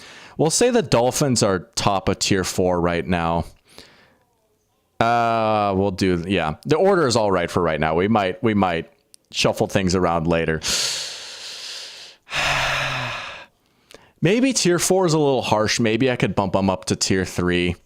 I'll have them above the Jags and the Colts. I'll have them at the top of tier 4. I don't know, man. There's a few players on the Falcons that I love. I love some of their skill players. I think Bijan Robinson is the 3rd best back in the NFL. I think Drake London is like a borderline top 10 receiver. They've got a few nice guys on the offensive line. Right. I love the Jalen Walker pick. He was one of my guys for this draft, right? And I think Raheem Morris could have a good plan for him defensively. Welcome to the stream, Christine. Good to have you in here. Tier 4 is harsh. I'm sorry. I'm so sorry. I got to be fair, though, right? I got to be fair. I don't know. Falcons division could be a cakewalk besides the Bucks. But you're forgetting about the Panthers. Ron is saying Atlanta needs to show me something before I ever believe in them again. YB is crying at tier 4. Here's what I'll say. I still have a lot of questions about this defense, right? As much as I love Jalen Walker, he might not be a full-time edge. I was not the biggest James Pierce Jr. fan. I can at least see the appeal, but I don't know. He just wasn't one of my favorite players, right? They lose Grady Jarrett. This is a very light defensive front now in a division that has a lot of really good offensive lines and really good run games, right? And I don't know, like you're just really counting on Ruko Rororo to step up and be good this year, right? I mean, the interior of this defense is not looking great right now. The secondary outside of AJ Terrell is a little questionable. I mean, I don't know. Mike Hughes, starting corner. Bates is obviously good, though, and AJ Terrell is really good. So again, like they've got some pieces I like, but it just doesn't feel like very complete, you know? And then offensively, here's what I'll say. I hinted at this a little bit earlier. Here's what I'll say. Honest to goodness. I don't want to be too harsh because it was only 3 starts last year, and Penix did show like some exciting stuff. I won't deny he made some great plays, right? Here's what I'll say. I am not completely sold on the idea that the Atlanta Falcons are going to get noticeably better quarterback play this next season than they did last season. Yes, Kirk was a fossil, and Kirk was like a problem at times, but Kirk also at least had a few good games, you know? I think that like going from Kirk to Penix could be a bit of a lateral move, to be completely honest with you. I was not the biggest Penix fan when he came out of the draft. I see the appeal. He's got a really strong arm. He can make some nice throws. He's also kind of inaccurate, And I actually went back and watched the all 22 of Penix's starts the other day. I was just bored, whatever. I pulled up let's watch him against the Giants. Let's watch him against the Commanders. Let's watch his Panthers game, right? I don't know, man. That Commanders game, the Falcons easily could have won that game. That throw he hit to Pitts to tie it up at the end of regulation was sick. But if we're going to be real, Penix kind of sold that game. He missed a lot of gimmies, dude. He missed Bijan wide open for a deep touchdown. He missed London a few times. He missed Ray McLeod open in the end zone, right? He does have a ton to prove, right? And there are some people that are smarter than me that understand quarterback mechanics better than me that will say, well, it starts in the feet. His footwork isn't great. He's not really lined up when he throws, and that's why he misses so much sometimes. And I just think, as simple-brained of a take as this might be, you've got Michael Penix, a quarterback who, what's today's date? His birthday's tomorrow. He's going to be turning 25. He will be 25 by the time the season starts, right? He was a really old rookie, one of the most experienced college prospects ever, most college snaps by any first-round QB ever, right? He's so pro-ready, and yet I'm sitting here saying, gee, I hope he can fix his accuracy issues a little bit, right? That concerns me just a little bit. So, I don't know. I'm not crazy high on Penix, to be completely honest. And I think a lot of the selling point with the Falcons, making the playoffs this year is, well, Penix is going to be a lot better than Kirk. But honestly, I'm not completely on board with that. I'm not sure that that's going to be the case. I could see a world where it happens because, okay, he was kind of dealing in that Panthers game. He had some nice throws, Again, that throw to Pitts was sick. He honestly played all right in the Giants game, too. It was man, he had 3 starts against probably 3 of the 5 worst defenses in the league. And I was he's all right. He's all right. I don't know. But the run game could be pretty nice. And I like Zach Robinson a decent amount as offensive coordinator. But I just think there's too many flaws, too many questions with this team. And I'm with some of you guys in chat. Every year it's, well, could you imagine if the Falcons were good this year? I'll at least put them at the top of tier 4. They're the best mid team, at least for right now. But Ghosty hates Kirk Cousins. I have an interesting love-hate relationship with him, too, to be honest. He was my quarterback for 6 years. That was quite the ride. He managed to gaslight us at the end and be maybe it wasn't all that bad when we had Nick Mullins out there. But, I think things worked out. Things worked out for the best. Ravens next. You got it, YB. They're the next up. We'll put the Ravens in tier 1. I'm tempted to put them right before the Lions.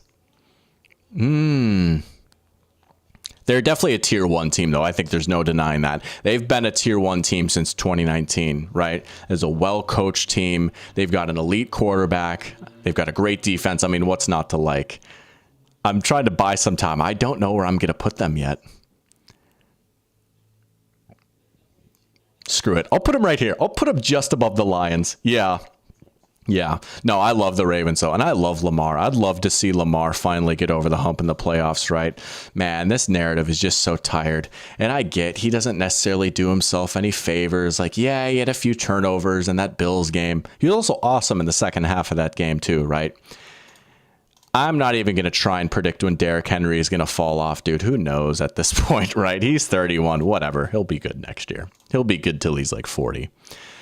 Receiver room doesn't have a top end one, but I like Bateman. I like Flowers. They bring in DeAndre Hopkins, who's all right. And I like Mark Andrews. Everyone's going to remember him for the drop, and I get it. But honestly, in the limited games that he played last year, because he dealt with some injuries, he was pretty good last year. He still is probably one of the 5 best tight ends in the NFL.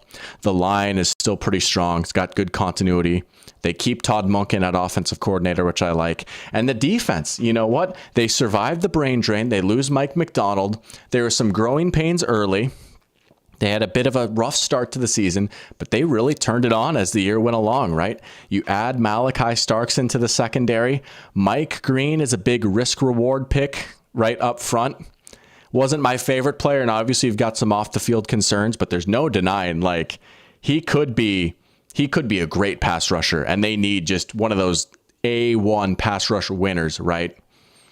So I like the moves that they made on the defensive side of the ball. They low-key got a little better, and they won 12 games last year, and they low-key got a little better. Andrews lost you 1K. That's so tough, dude. That's so tough. Yeah. Society if the Ravens ran the ball in the AFC Championship. Oh, back in 2020, the 2023 season, man, what could have been? What, six designed runs the whole game? That was just ludicrous. Yeah, that was crazy. But I don't know. This could be the year. And I don't want to like keep falling into the trap. I filled out a playoff bracket before the playoffs started back in January, right? And I picked the Ravens to win the Super Bowl. And then when I streamed the Ravens Bills game, I got so mad at myself. It's like, I can't believe I fell for it again. I can't believe I fell for the Ravens again. But sometimes all you can do is just put yourself right there in the conversation every year, right? Every year, the Ravens are right there in the conversation. They're due. They're due, man. They're right there. They're right there. Ron. Oh, Cowboys fan experience. Yeah, I get it, man. Hey, I get it, right? Vikings fan moment here, too. Knicks just did it again. No way. Did the Knicks win? Yo, they did. 91-90. The Knicks. To quote that one video, don't you wish you came to the Knicks, KD? Don't you wish you came to the Knicks? Let's go, Knicks. That's crazy. Let's go. That's kind of sick, honestly. You know what? Good for the Knicks.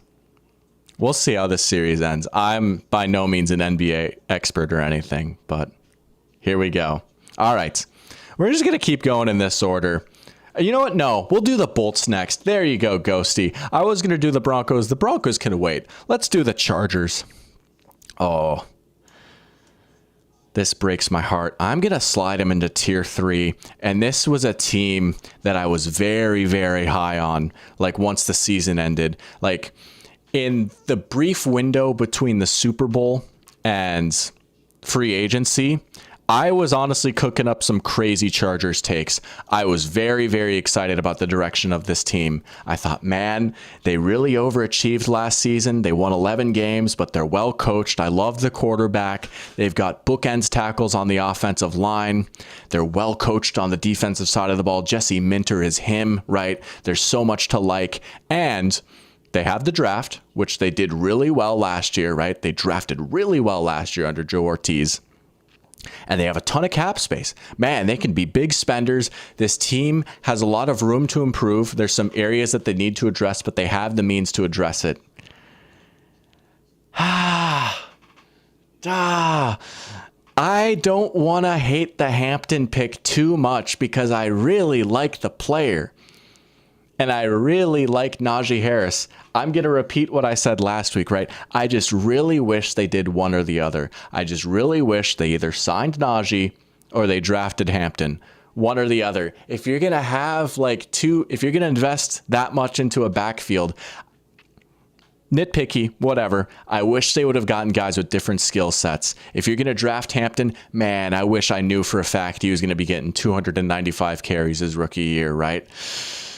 I don't know. Like, they could have used another guy on the interior offensive line. They did sign Becton, which I like, and I think that'll be a great, great fit in this Greg Roman offense. But, Bradley Bozeman is still starting, you know? I don't know. I love Ladd McConkey. There's nothing wrong with a nice deep corner route to Conk, right? I think he's a dude. I think he's a legit, borderline tier 1 slot receiver already. He's so good, man. They need a guy on the outside. They're counting on either Mike Williams, who we'll see if he stays healthy for once, or Trey Harris, rookie, right? Okay. There's at least some interesting stuff about Trey Harris. He's got a nice build. He can win downfield a little bit. And it wasn't as much like Mickey Mouse, Looney Tunes stuff as you might expect in Lane Kiffin's Ole Miss offense. He had a little bit more of an honorable route tree than you might expect. So, okay, round 2, whatever. Take a shot on him. But it's just another, people are talking about Herbert now, debating whether he's a fraud or not. You know what? I am a reformed Herbert doubter, right? I used to have my fun with Justin Herbert. I still do sometimes, right? It could be fun to just make fun of the not his fault whatever, right? That thing can get beat to death. But also, it's totally true, man. Herbert gets sold so much. His receivers are always dropping passes, or his offensive line is getting detonated on, right? Or they just can't run the ball, you know. So I'll cut him a lot of slack. He is a great special quarterback, top 10 quarterback for sure, right? I still really like Justin Herbert. It is quite unfortunate, though, that he had the stinker that he did in the playoffs. That is certainly not helping him with the allegations. There's no denying that, dude. Like, yeah, he was bad against the Texans. There's no like, oh, actually this happened and it wasn't his fault. Like, yeah, the offensive line got beat. Maybe that's the biggest reason why their offense melted down. Herbert's probably number 2, man. He was not good in that game, you know? Harbaugh stated a goal of getting Herbert to the Hall of Fame. He did. Dude, I love how much Jim Harbaugh loves Justin Herbert, right? You think about the clip of him like banging on his shoulder pads. He's like, you know, they could not be more different as far as personalities go, but it works. And then the defense, man, like, this is such a nitpicky thing again. It's like, dude, they didn't have to lose Poona Ford. They could have brought him back. They had the money to bring him back, right? Bosa, losing him, that's whatever. Again, just can't really count on him to be healthy. And they have like a few decent players. Like Deion Henley was really good his rookie year. Tarheeb still was pretty good his rookie year. But overall, still just like Derwin James, injury concerns. How much can you really count on that? Thule is pretty good. But overall, I think the defense could regress a little bit. And I just wish they would have did a little bit more. And I get like you can only do so much, and this isn't Madden. You can't just like, I want this guy and this guy and this guy and this guy, you know. But I was a little disappointed in their offseason. I'll put them in tier 3.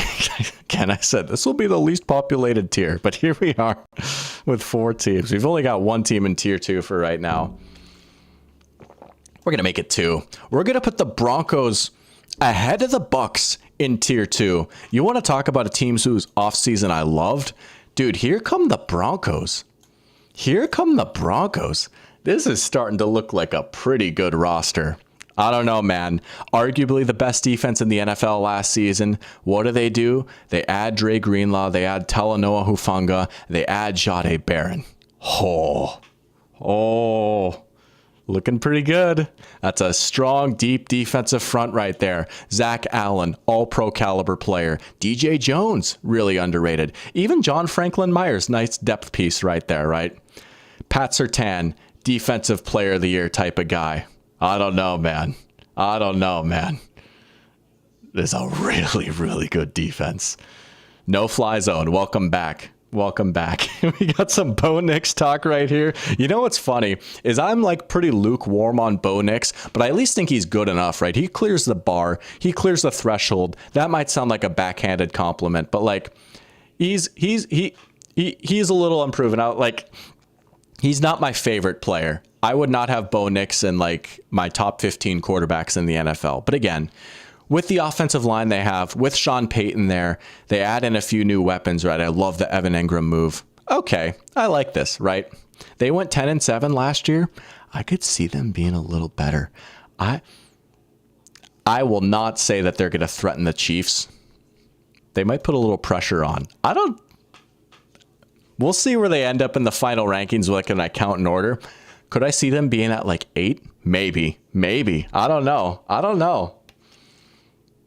Tiers 1 and 2 should technically have 14 teams since that's how many make it in the playoffs. Well, we'll try for that. There we go. Kira Cat got here at the perfect time. Let's go. Your Broncos, as of right now, top team at tier 2. I am liking the Broncos. I'm big on the Broncos. Ghosty is saying at least the Bolts got respected. Hey, if you're in tier 3, you're absolutely in the mix for the playoffs. There's nothing wrong with being a tier 3 team. And again, you still could probably consider them ahead of schedule, considering the state of the Chargers just a few years ago, right? All right, here we go. Giants up next. We'll have them as like the last team at tier 4. I had a really good conversation, and I can't remember who it was with, but I was talking about whether the Giants would have the first overall pick next year or not. And I said, you know, like I didn't necessarily love the dart pick or anything. I don't necessarily love their quarterback room. This defense kind of carries, but I get it. This is a defense that I'm very high on. I've been gassing up the Giants defense for a solid couple of months now, really since March, right? I don't know, man. It's pretty good. Dexter Lawrence, maybe the best in the league at his position. Brian Burns and Abdul Carter coming off the edge. Good night. Thibodeau as a rotation piece. I like that. That's a good role for him, right? Maybe not exactly what you want for the 5th overall pick, but I like it. I think he'll be a great third rusher right there. I can get down with that. Oh, the secondary. I like the moves. Paulson Adebo, Javon Holland coming in. Nice. I like it. Tyler Nubin, pretty good as a rookie. Could this be a top 10 defense next year? Honestly, I think so. I really think so. They are going to be a tough team to play simply because I think they're going to be really hard to score on. And then on offense, it's still a very incomplete product. Again, don't love the quarterback room. Questions on the offensive line, maybe. Obviously, Andrew Thomas, like that's an A1 tackle right there. But Malik Neighbors, another one of those special LSU receivers. I'll say the same thing I said about Brian Thomas Jr. Honest to goodness, could see him winning Offensive Player of the Year at some point in his career. Unbelievable player. What a talent. Tyrone Tracy, not bad. I liked him, right? I don't think they're going to be a disaster. Now, are they going to be good enough for Dable to keep his job? That's debatable. That I'm not 100% sure on. And I still wish they might have just moved on from this previous regime and like, that's it, full rebuild. We don't have to feel pressure to like get a quarterback in right now, you know. But we'll see. Could they be like a feisty 6-win team, though? Yeah. Will that save Dable's job? I don't know. That might be for the best. But I honestly am glad that the Vikings played the Giants last year, not this year. Honestly, like Vikings had to go on the road to New York this next season. I'd be like, you know what? I hope we win, and I think we should win. But honestly, that could be a trap game. They will be a good trap game team next year. I really think so. That defense is going to cause some problems. All right, on to the next. Should we just do it? Should we just rip the Band-Aid off? Should we just full send it? My team, my beloved Minnesota Vikings, are up next. Let's just do it. We're going to put them in Tier 2. Tier 1 is a little rich for me. We'll put them at the top of Tier 2 for now. There might be one team that I slide above them, though, for Tier 2. But we'll put the Vikings in Tier 2. Overall, I really liked their offseason, right? They really, really prioritized just getting tougher, especially in the trenches, but even outside the trenches. I like the Jordan Mason move a lot too, right? This is what really did them in last year. Pressure up the middle and then just getting gashed on the ground and not being able to collapse the pocket, get after the quarterback, et cetera, et cetera, et cetera. The mission is clear. Make life as easy as possible for JJ McCarthy. You know, I said a couple months ago, I was like, well, you know, JJ McCarthy only has to be as good as Sam Darnold. And then the bar just kept getting higher and higher and higher a little bit. You make a fair point, King TK, right? The Vikings lost their quarterback too. JJ McCarthy would have to be pretty bad for this to not be a good offense, though, right? I feel like that's kind of fair to say, right? Aaron Jones, Jordan Mason, Justin Jefferson, Jordan Addison, TJ Hawkinson, and all of a sudden a pretty strong-looking offensive line and a good coaching staff. Not just KOC, right, but you've still got McCown there too. They did lose the GOAT Grant Udinsky, but whatever, that's fine. Don't you think JJ McCarthy, maybe this is just Vikings bias. I'm not saying like, oh my gosh, he's the guy, like he's Mahomes. Dude, we saw Josh Dobbs win games on this team, right? We saw Nick Mullins throw for 400 yards in this offense. I'm going to go to bat for my team for a sec. The Vikings fan is going to come out here for just a sec, so excuse me. Dude, all of last season during the offseason, oh my gosh, Sam Darnold sucks so hard. I can't believe the Vikings are seriously trotting out Sam Darnold at quarterback. How is this possibly going to work? He's just so bad. You know what? It didn't matter. The environment was good. Darnold still had his warts. He still had his flaws, but we brought out the best in Darnold. We brought out the tools in Darnold. JJ McCarthy by no means is like an elite quarterback prospect, right? He has his flaws, but he's a good athlete. He's got a strong arm, and he ran a very similar offense in Michigan. He was a guy that the Vikings always had their eyes on. There's a good-looking offensive line. There's good receivers. he would really have to be bad for this to not be a good offense. I don't know.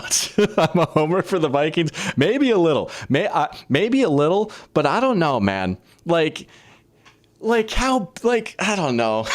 I'm just going to keep saying, I don't know. I think it's fair to say I don't think the Vikings win 14 games again next year. I don't. I think they'll be about the same skill level as a team, but I think 11 wins is more realistic. If the Vikings win 11 games next year, I'm happy. Really, I just want to make the playoffs and try and make a run, right? If we can at least contend for the division, I'm happy. I think that's a realistic expectation to have. Sometimes the ball just doesn't bounce your way, whatever. I don't think we win 14 games again next year, but I like the moves we made. The offense should be pretty good. The defense, there's still maybe some questions in the secondary, right? Very small corner room right now. We have a Brian Flores heat check right here, signing Jeff Okudah. We'll see. But Dallas Turner is a guy that I'm really high on. He didn't play a ton year one, and some Vikings fans have PTSD from Lewis Scene, but I promise this time it's different. Turner actually played pretty well down the stretch for the Vikings, though. He had a lot of really impressive plays. I thought he played well in the Seahawks game. I thought he played well in the Bears game. There's a lot to like, and he was a bit of a project. They brought him along slowly. Ginky is back, the GOAT, right? Cashman and Pace, great linebacker duo. Grenard, Pro Bowl level edge. I will admit, I'm not quite as high on the Hargrave move. I think he's kind of washed. I don't know. We'll see. I'd be happy if we got 3 sacks from him, to be honest. He's just, I don't know. He's kind of washed at this point. And even Allen, concerns me a little bit. He's coming off an injury and he's a little bit older, but he at least had a good playoff run when he came back from his injury. And Harrison Phillips is a steady player. I am still worried about teams maybe running downhill on the Vikings a little bit. That's something I've been super annoying about for a year now. But overall, I think this is a fringe top 10 defense. I don't know. Maybe it's the 12th best defense in the league, and then maybe the 9th best offense in the league. That's good for about 11 wins. I feel like that's fair. But, but yeah, it would take a lot. It would take JJ McCarthy being a beast for them to break into tier 1. I don't know if that happens, especially this year necessarily. There's a possibility that they could break into tier 1. I think it would take a lot. I think that's a little bit too much, but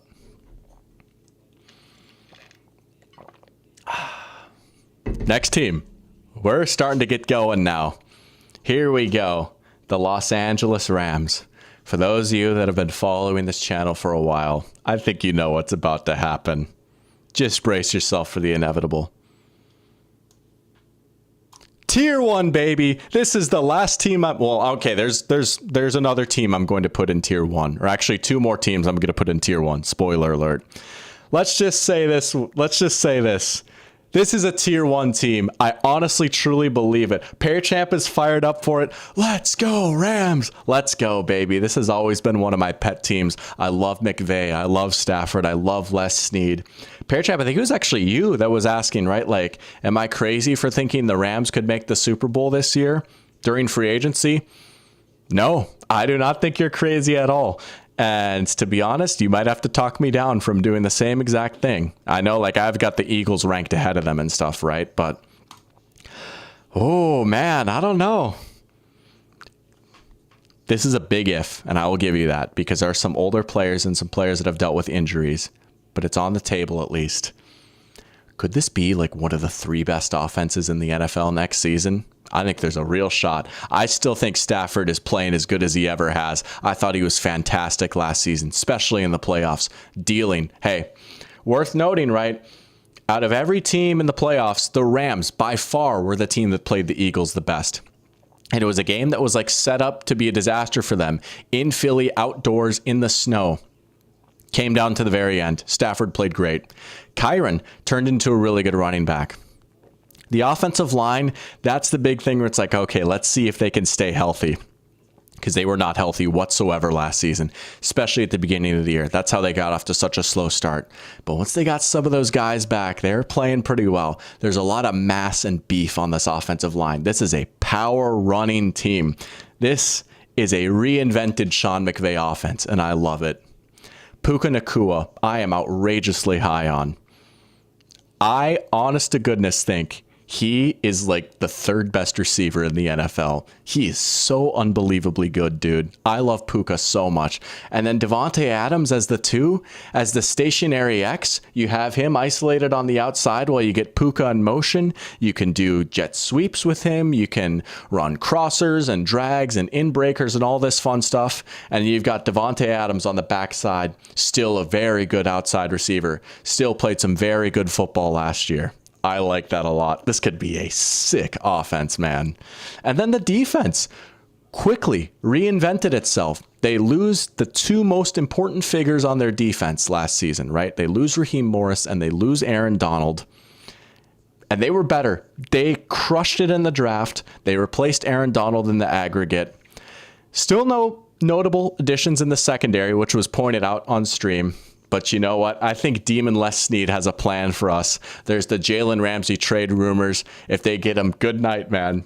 He's still a good player. Maybe not like the best corner in the league, but still a good player. Certainly an upgrade over what they have. Even if they don't give him, I feel comfortable putting the Rams in tier 1. If they do, oh baby. Here we go. Here we go. I'm a bit of a Rams homer. I just have always been super high on the Rams. I have no issue sneaking them into tier 1. I'm all in on this team. Let's go. Ron is saying Stafford is solid. That's my man right there. Oh, Matthew Stafford should be a Hall of Famer. There are dozens of us, dozens that believe this. Let's go. Pearchap has the Rams over the Lions. Devontae with the Rams just sounds too good to be true with Puka. Rams homers unite. Let's go. They do match up very well with the Lions, honestly, right? If you want to find a way to beat the Lions, you have to get pressure without blitzing, which is a very, very tall task, right? Like if that's your weakness, you're a good team. If that's really the only way to beat you, right? Because you have to frazzle Goff, but you can't send too many guys because then, oh, Jahmyr Gibbs slips out. Oh, Amon-Ra's open. Oh, Laporta's open, right? Oh, JMO's open deep. They're like the best team in the league against the blitz, but you need to pressure Goff. The Rams are one of the few teams that actually could, I think, like get enough pressure on Goff without blitzing with how strong their defensive front is. And Stafford kind of goes off against them every time, you know? Think about the past few times these teams have played. They've been close games. If you wanted to do that, I won't hate it. Even I, Mr. Rams, am not quite there, though. But I respect that take. I respect that take. King TK is saying Donald is irreplaceable, but if they get someone half as good, they are very scary. They've got a few guys that you like half as good, right? Kobe Turner has turned into a really good player. Braden Fisk was really good his rookie year. And of course, if this isn't the most Dr. Pigskin signing of all time, Poona Ford is a Ram. Let's go. Oh. He got a pick last year. That was awesome. That happened week 1. Poona Ford got an interception. Oh, what a delightful human being Poona Ford is. Let's go. All right. I was excited to get that off my chest. Rams to the Super Bowl, baby. Here we go. Here we go. He did have a crazy mic'd up moment against the Browns, right? Is that the one you're talking about? Rookie year Stafford. That was an all-timer of a moment right there. All right. We'll do the Cardinals next because we had some Cardinals talking here. Ghosty saying Cardinals are probably tier 4 or 3. I'm going to put them in tier 3. I'm going to sneak them in right here. I like the Cardinals. This is a team that's been trending in a good direction for a few years now, right? You think back even just a few years ago, going into the 2023 season, they were seen as like the disaster team. They were seen as like, oh, this is the team that's going to win just like one game. You know, Kyler was hurt at that point. They just brought in Jonathan Gannon, and the roster looked like a nightmare. But they've kind of turned it around pretty quickly here. This is a well-coached team. Gannon has put together a really nice staff. Nick Rallis, defensive coordinator, offensive coordinator Drew Petzing, right? Very, very nice run game with Kyler, James Conner, good offensive line. Trey McBride, elite tight end. Marv, I'm still holding out hope. Maybe he doesn't go for like 1,700 yards every season of his career, something like that. They gave him a lot of very tough assignments. Year 1 as a rookie, right? All right, you were a peer X. We're going to give you very little help. We're going to give you very little easy looks. Go win. Some games it really did work. There were still a few games last year where Marv was phenomenal. I actually got to see Marv play in person. I went to the Vikings Cardinals game on December 1st. And yes, that is like a hilariously like bad looking stat line. Wait, no, that's 12 targets. I thought it was 5 catches for 12 yards. I'm like, there's no way. He was good in that game. Yeah. No, Marv was pretty good in that game. That touchdown that he had with Kyler was pretty sick. I was like, I can't even be mad. That was a nice play. He had that explosive game against the Rams, right? 100 yards against the Dolphins. Again, not pretty. Maybe not what you expected. 885 yards with all the hype could be seen as a disappointment. I think that's fair. But I think there's a lot of room to improve for him. He could be one of the big X factors on this team. If he does take that leap into like a legit one, this could be a pretty nice offense. Kyler is an interesting figure, though. This is an interesting year for Kyler Murray. I've always liked him. I've always thought there was a good quarterback in there. But I will grant you, it's just been the same story too many seasons where he puts together some really nice stretches of play and then he just falls off a little bit, you know? He's a very frustrating player at times. I still think overall he comes in as like a good quarterback. Like, oh, this is like QB 12, right? But just maybe not quite what you think he could be. They've also got the GOAT as the backup. Hey, if they ever need to switch quarterbacks, they've got the beast in waiting. Unleash him. Let him go. But yeah, the offensive line is pretty good. Overall, pretty good offense. And the defense, this was a team that just needed a lot of infusion of talent on defense. I've been saying over and over and over again, they do a lot of funky stuff. They do a lot of weird stuff. They rely on scheme so much because they just didn't have a lot of guys. But they've been slowly trickling some more talent in there.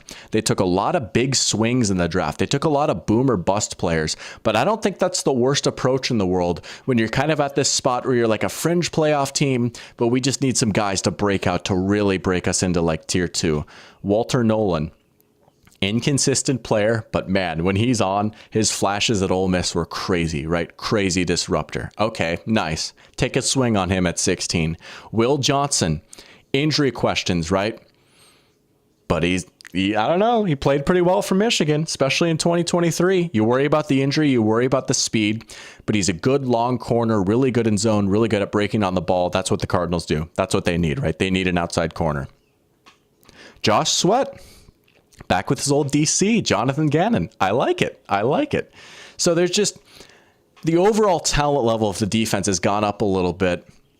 They were 8-9 last year. Maybe they go 9-8 this year. They don't quite make the playoffs, but I like the Cardinals, and I like the direction that they're heading in. Ron is saying he's good. He's never shown flashes of great. I'm assuming you're talking about Kyler. He has, though, I think, in my opinion. You might have to go back a few years, but like, remember 2021 when he was MVP for a little bit up until that Packers game, right?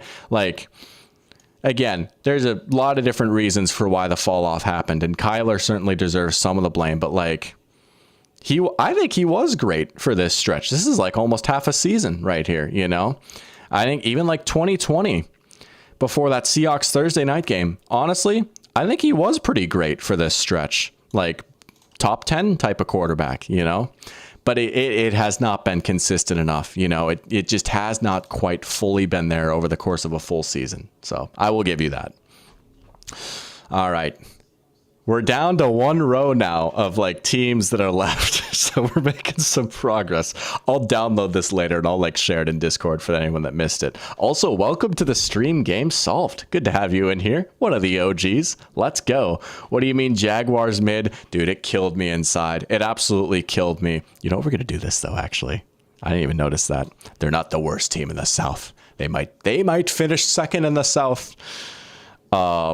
I know, it killed me. But I got to be responsible. We can't have like a Jaguars-related intervention or anything. I've been picking them too much. All right. Chicago Bears.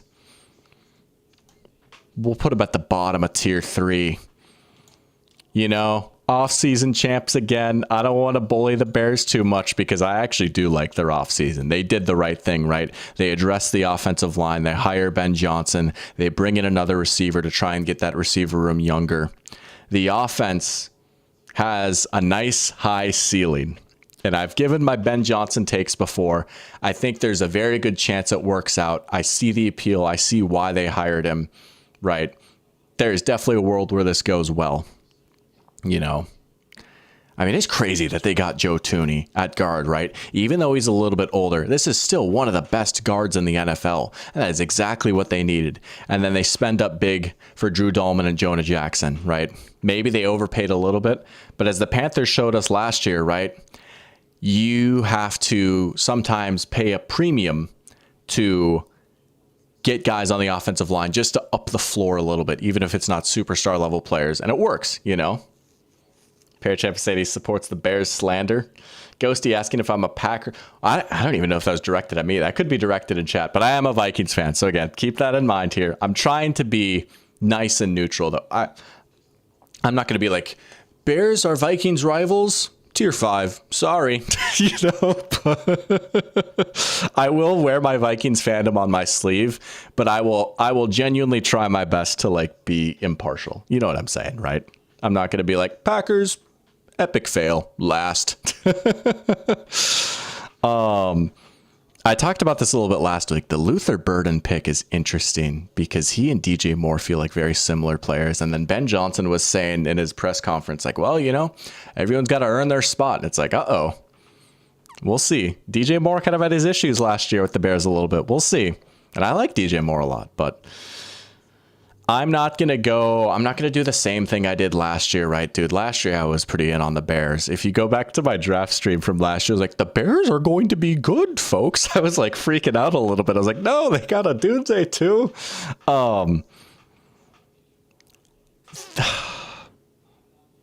I will say 8 wins. 8 wins. I do worry about the defense a little bit. Outside of Montez Sweat, they don't have a ton on the front.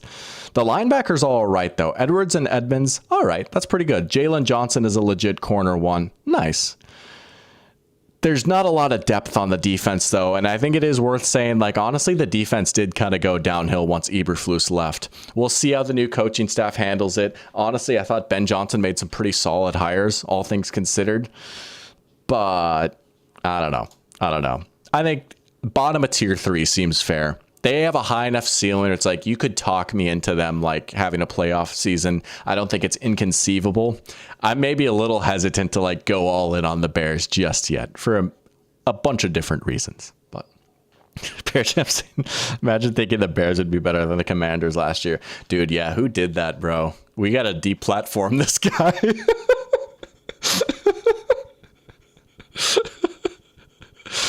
I think if DJ played well for the Bears last year, he wasn't showing many opportunities. Oh, yeah. No, I mean, like, he's a good player, right? I think it was just a weird year, and they had the evil, sick and twisted Shane Waldron at offensive coordinator. So, you know, that kind of doomed him from the start. But, all right. Also, this turns out has the most teams. Here's one that will not be tier 3, though. Here we go. Buckle up, folks. This was not just thumbnail bait. The San Francisco 49ers are going into tier 4. I can't quite. There we go. I don't know. They took a lot of hits this offseason. They lost a lot of guys. That defense, kind of rough. I don't know. I do like the Michael Williams pick a lot, though. I thought they had a pretty good and responsible draft, all things considered. But, they took a lot of hits on defense, right? You lose Hufanga. You lose Dre Greenlaw. You lose Charvarius Ward. On top of that, the offense is just getting a little bit older. You lose Debo, which, whatever. That move, I honestly think made sense for him. I think it made sense for them to trade Debo. The offensive line is honestly not that great. Trent Williams is still Trent, but he's going to be like 36. Pooney was a pretty nice find in the draft, but not a very deep offensive line, honestly. Kittle, I will not say he's going to fall off just yet. I thought that might have came last year. He's 31 now. He's dealt with injuries. Tight end is just a very taxing position, especially the way that he plays. But he low-key had like the best season of his career last year. He was unbelievable last season. So I will still honestly assume that he's the best tight end in the NFL. They have that going for him. Juwan Jennings is a dog. I really like him. Pearsall showed at least a little bit. And Ayuk is coming back from injury. He had kind of a frustrating year, but like I could see the vision with Ayuk still. I was unreasonably high on Ayuk last year. I was like, hey, he might be wide receiver 6. I don't know. Maybe not quite that, but I'm willing to give him a mulligan for last season. I hate saying this because I've loved watching him play. I don't know. Might be curtains for Christian McCaffrey a little bit. He had some injury problems. I mean, he had his surprise injury last year, right? I mean, he didn't play to start the season for like the first however many games. Jordan Mason was like, yeah, I knew the whole time. He like got in trouble for that. But, you know, he's dealing with tendonitis in his Achilles, which is just a very scary series of words for a running back, right? And then he came back for a few weeks. And to be completely honest with you, he didn't look that great. He didn't really look like himself. He still added a little bit in the receiving game, but he looked noticeably slower. I do not think we're going to see this player again. And again, it just breaks my heart, right? He's going to be turning 29 before the season starts. And this might sound a little harsh, but that is kind of the nature of running back, right? You get a few injuries, you lose a step, you're done. I mean, like Ezekiel Elliott is about the same age, you know? Dalvin Cook is about the same age. Leonard Fournette is about the same age. All these guys are in the same, well, not Zeke, but most of these guys are in the same draft class. So I would not count on him just like, oh, Christian McCaffrey is back. They're going to be great. I've got my own Purdy opinions. I think he's an all right quarterback who's been in a great situation that's elevated his skill set.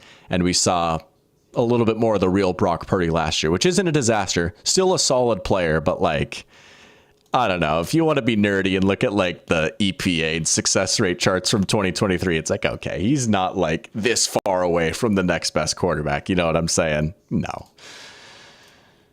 I don't know. I think the vibes are kind of weird right now. I think they're in kind of a weird quasi rebuild spot. And I think tier 4 mid is kind of fair for them. Yeah, we got Henry in here. Let's go. Welcome, Henry. Good to have you in here. Got a nice sized crowd in here. We do. No, it's been awesome. Chat has been awesome. It's been popping off. We've got a lot of people in here tuning in. It's very flattering. Again, I might sound annoying saying it a lot, but it's very nice that people are willing to stick around and talk ball with me here for a couple of hours. But this has been awesome. It's been a lot of fun. But thank you for tuning in, Henry. Let's go. Got your Falcons in tier 4. I'm sorry, man. I had to do it. I gave a little Michael Penix speech earlier. I don't know. We'll see. I'd love if they proved me wrong, though. I'm down for the Falcons being good again. Here we go. Here's another one of these teams that I like too much. And lo and behold, this category is going to get populated just a little bit more. Raiders. Oh, where do the Raiders fall in here? Not this high, right? No. Right here. I don't know. Let's go Raiders. Love the offseason. Love the hires they made. I won't spend too much time because I feel like I've talked about the Raiders offseason so much at this point.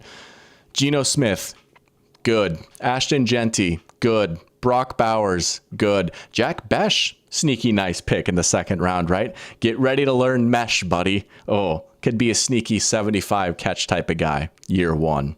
Colton Miller, good. Jackson Powers Johnson, good, right? Maybe could use a little bit more depth on the offensive line.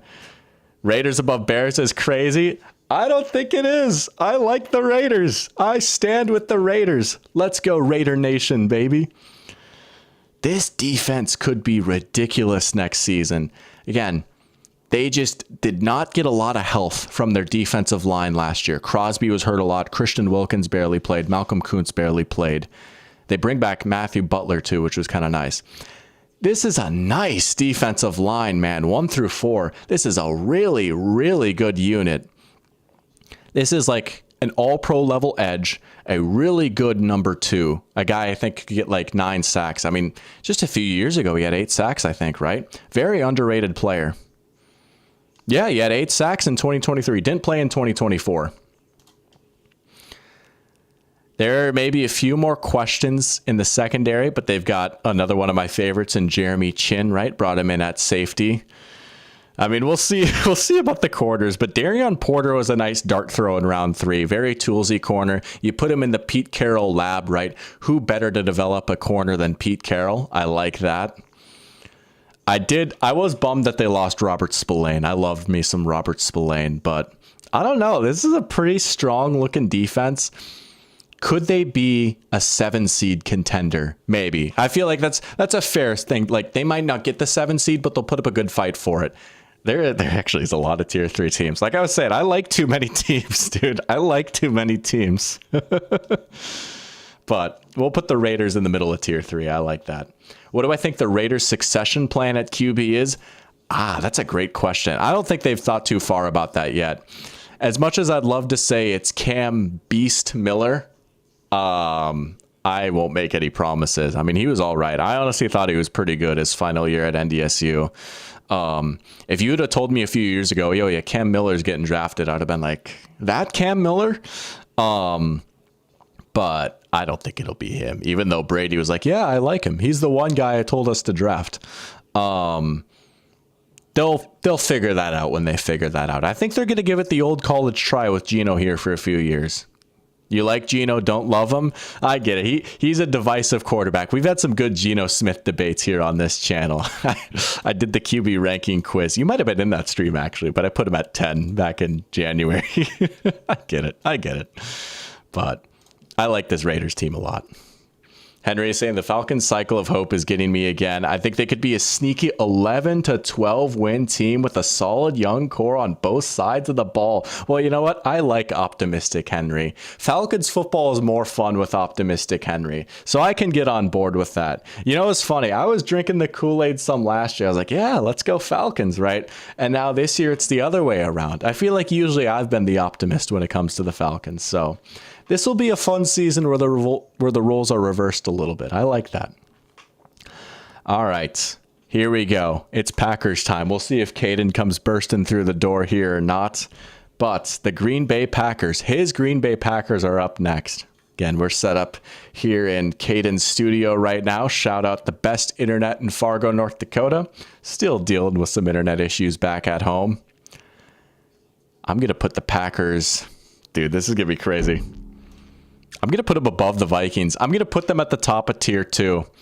Honestly, I kind of like the Packers, and I've referenced this Greg Rosenthal tweet a few times. There he is with a cat. But it felt like last year might have been seen as a disappointment for the Packers, right? Because the expectations are so high, and there were goofballs like Dr. Pigskin who were gassing them up like crazy and picking them to win the division. Didn't quite happen. And they're coming off a season where they won a playoff game and they were the youngest team in the NFL, and everyone was just so high and in on the Packers. But overall, you crunch the numbers, you look at it in the aggregate, right? I believe they had a better record than they did the previous year. Yep, they won one more game. They scored like 60 more points. And most metrics in both offense and defense, they ranked higher. Like they, by all means, improved last year, right? Even though it didn't necessarily feel like it, they grew a lot. I am still a Jordan Love defender. I still think he's a really good quarterback. Screw the interceptions. I think he's good. I like the line. Golden was a receiver I wasn't crazy on, but like I can see the vision of him in this offense. The run game should be nice. In LaFleur we trust. We'll get to the defense in a sec, but we got to ask our resident Packers fan here, Caden. I have got them at the top of tier 2 right now. I think this is a pretty good team. Maybe not quite a tier 1 Super Bowl contender. I have them above the Vikings. Do you agree with that? The only question mark with the Vikings is J.J. McCarthy, and it's a pretty big question mark. I mean, it's the quarterback. Yeah, I would agree with it. I don't know. They're so close, in my opinion. I think they're a slightly better, well-rounded team. Yeah. But I don't know. I still think they need a wide receiver 1. That's the biggest thing. Yeah. I like Golden. I think LaFleur can do some cool things with him, but I still think they need a wide receiver 1. That's the only thing. More or less or the same. 11 wins next year. More or less or the same. 11 to 13. Okay, I like that. I'll go 12. I don't know. They could use some more weapons. Yeah, I think Golden will at least be a good deep threat. And again, he's not like Tyreek Hill or anything. Maybe he plays a little bit slower than like his 40 time would indicate. But like, especially with Christian Watson out, right? They need someone to just take the top off a little bit, especially with how much they run. I love the depth of this receiver room though, right? Like every single one of these guys has such a specialized role. Like Jaden Reed is the fun gadget guy who you can throw screens to and stuff. Golden will be the deep threat and not just like go balls, but it'll work you on posts and corners, right? Dobbs is the big body, and Tucker Kraft, man, that dude could play. He's nice. He's nice, bro. He's a top 10 tight end in my book. Says some crazy things. Yeah, he's got some beef with the Lions, but you know, who doesn't? All right. Defense. Who's one player you want to shout out on this Packers defense? Either Edrin Cooper. Oh yeah. Or beast. Evan Williams. Yeah, dude, he was very slept on. He had a good rookie year. He had a very good rookie year. He and McKinney are a nice safety duo. He was a good find for them. I really liked him. You know, Edrin Cooper is another guy. He's been compared to Jalen Walker a little bit. I like that dude. He's just such a missile at linebacker. He's a fun player. This Packers defense is kind of slept on a little bit. Yeah. They brought in a new coordinator last year. Played pretty well under him. Much better than the year before. They still have their issues on the line, but I want to see a little development. I'm not upset that they didn't go out there and get someone for the line. I'm okay with the development. They're trying to see if they can get some development. Oh yeah, maybe Lucas Van Ness. Maybe this is the year. I hope so. I mean, hey, Kenny Clark, Rashawn Gary. Mm-hmm. We've seen it before. I'm gonna trust them. Henry is saying he's glad that they're going to keep Alexander. You were kind of against that a little bit, if I'm not mistaken. I wanted to, but I'm not upset we're keeping him. I mean, he's a good player. He is. Yeah. That. But I mean, the dude hasn't played that much. He's hiding from the Vikings. It's okay. He hasn't played against the Vikings in like 3 years. He got his one win against Jefferson. He's like, I'm never playing again. Yeah, that was the last time he bothered to show up. Jefferson has him shaking in his boots. It's okay. Yeah, what is he going to go out on the coin toss again? I don't like him as a person. Yeah. I've said that before. Matt saying, are we sure bro isn't a Packers fan himself? You know, it's funny. I honestly probably like the Packers far more than the average Vikings fan. I won't lie.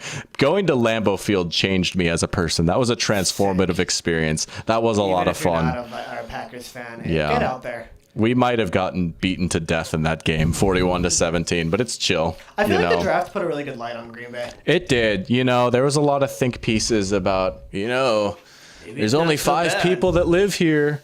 It might be cold, but no, it's a nice city, right? I will say this, then we'll move on to the next team here, but it just killed me seeing all these people that are saying like, man, there's just nothing to do in Green Bay. Dog, I lived in Cleveland, Georgia for a year. I'll tell you about nothing to do. Anyways. Professional sports team, that is enough. I'm from North Dakota. Well, granted, Fargo is about the size of Green Bay, but still, that's beside the point. All right, well, there is your Packers corner with Caden right there. Let's go. Look at that. We've got a recurring guest on these streams now. We'll turn the headset back down. Let's talk about the Pittsburgh Steelers. They were in the news earlier today, right? Michael's getting fired up for the Steelers. Trading away George Pickens. I don't know, man. I might. Normally, you feel like they're a lock to be here and here. Could this finally be the year where Mike Tomlin has a losing season? I'm gonna put him here, man. I don't know. Trading away Pickens, like, I get they bring in DK, and maybe DK is a slight upgrade over Pickens, but also the receiver room is just not very deep. You have to imagine, like, okay, if Aaron Rodgers is the quarterback, things look a little bit better, right?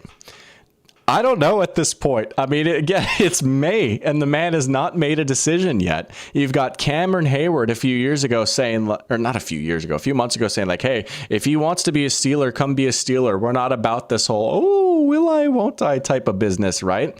Like, Like, and their season really is kind of contingent on getting Rodgers, and we don't know if he's going to be in the NFL next year. I mean, legitimately, for all we know, a week from now, he could be like moving to Egypt, right?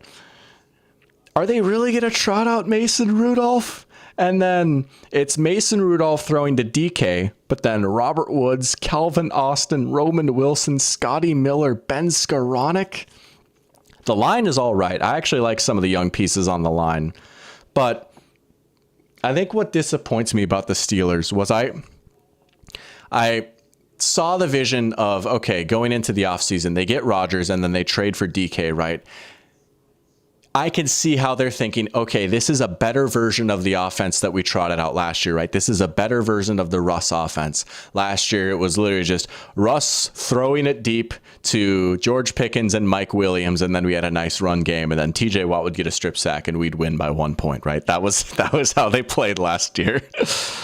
And I could see, okay, Rodgers is a little bit better than Russ, similar skill set at this point in their careers. And then DK and Pickens is better than Pickens and Mike Williams. Like, okay, I can almost kind of see this a little bit. I can see how they think this might work. I can see how they're going to get to 10 wins again. Currently, they have one of those three guys on the actual team. And they lose Najee, which I honestly think, I don't know. I guess they did draft Caleb Johnson, which is a nice move. If it was only going to be Jaylen Warren in the backfield, I feel like we might have had a Tony Pollard situation. But at least they have another back there in Caleb Johnson. So I like that. But I could see this being a pretty tough offense to watch. And honestly, the defense is all right.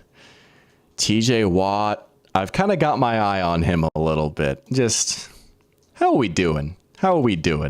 He still had a pretty good season last year. 11.5 sacks is very good. Still forced his 6 fumbles, right? Still made all these crazy game-sealing plays. I've got my eye on him a little bit. You know, a couple of the big games of the Steelers season, right? You think about Christmas Day versus the Chiefs, wild card round versus the Ravens. Just completely disappeared, right? I don't think he notched a single pressure in either of those games. Legitimately, I think that was the stat, right? And it was Joe Thuney moving over to left tackle, and he shut out TJ Watt. TJ Watt, non-existent in the playoff game against the Ravens. Just a little bit older, dealt with some injuries. We'll see. There's some trade rumors. I could understand it. Someone was saying, Pearchamp was asking, will the Steelers finally tank? They probably should. It's not in their DNA, though. And I can at least respect that. That's just how they do things. Mike Tomlin would never tank. I get it. Front office is tank, coaches and players don't tank. And the front office isn't even on board with tanking, so they're not going to do it, right? They're kind of the embodiment of mid, and it's such a shame because I love Tomlin. I really do, but I honestly think like they are the embodiment of mid. I don't know. Henry's saying, is that Kirk Cousins music? Oh, Lord. That would be something at least. Steel City Kirk. You know, he'd have a nice Monday night game against like the Giants or something, or it's like, oh, Kirk Cousins out here, but we'll see. YB saying their line is going to be elite in a couple years with a lot of young prospects. Dude, I like a lot of the young players on this Steelers offensive line. I do like how they've been building up the trenches. I will give them that. Con Man has been cooking with that at least a little bit. Tomlin will be happy to go 9-7 every year, it seems. He's got his streak at least. He's got his streak. All right, we're getting down to it. Here we go. Buffalo Bills time. Tier 1, no question. We're putting them pretty high up. We're putting them just above the Ravens. Another offseason that I kind of like. They had a few big swings. I really like how they were able to get a lot of these extensions done in-house early, right? They bring back Khalil Shakir. They bring back Greg Rousseau on really team-friendly deals. Great business right there. I'm always preaching. Sign your guys early. The price always goes up. It gives you goodwill with the players too, right? You show trust in them to pay them early. Good moves, good players, I think. Josh Allen could make an argument. He's QB1 of the NFL. That might be a topic for another stream. We'll see. We might be doing some position tier lists at some point. I honestly don't know if I'd put him at 1 or 2 yet. I think it's, and I say this as Mr. Mahomes, I think it's between him and Lamar, honestly. And this is not even me like writing off Mahomes, whatever. That's a story for another time. Sick run game with Allen, Cook, Ray Davis, and even Ty Johnson. That's some nice depth. And this is by far the best offensive line the Bills have had with Josh Allen. I mean, my goodness, 1 through 5. This is a really, really nice, mean, and nasty unit. This is one of the best rushing offenses in the NFL. Josh Allen is so good under pressure, and he doesn't even face pressure that much anymore because he just gets so many beautifully clean pockets. I think the receiver room can improve a little bit. I'm still pretty high on Keon Coleman. I still think he can turn into a pretty good player. Had a few bad drops, a few just goofy moments last year, but he also showed a lot. He won downfield some. He made some nice catches. He was nice on those RPO slants. I think he's a pretty good player. Shakir, I love. Maybe a slot-only guy, maybe a bit more of a yak type of guy, but he's so good in the role that he plays. He's so good with the ball in his hands. He's a dog. I love Khalil Shakir. It's not a crazy receiver room by any means, but it's certainly good enough. Gabe Davis might be coming back to Buffalo. There you go. He can score 4 touchdowns against the Chiefs again, right?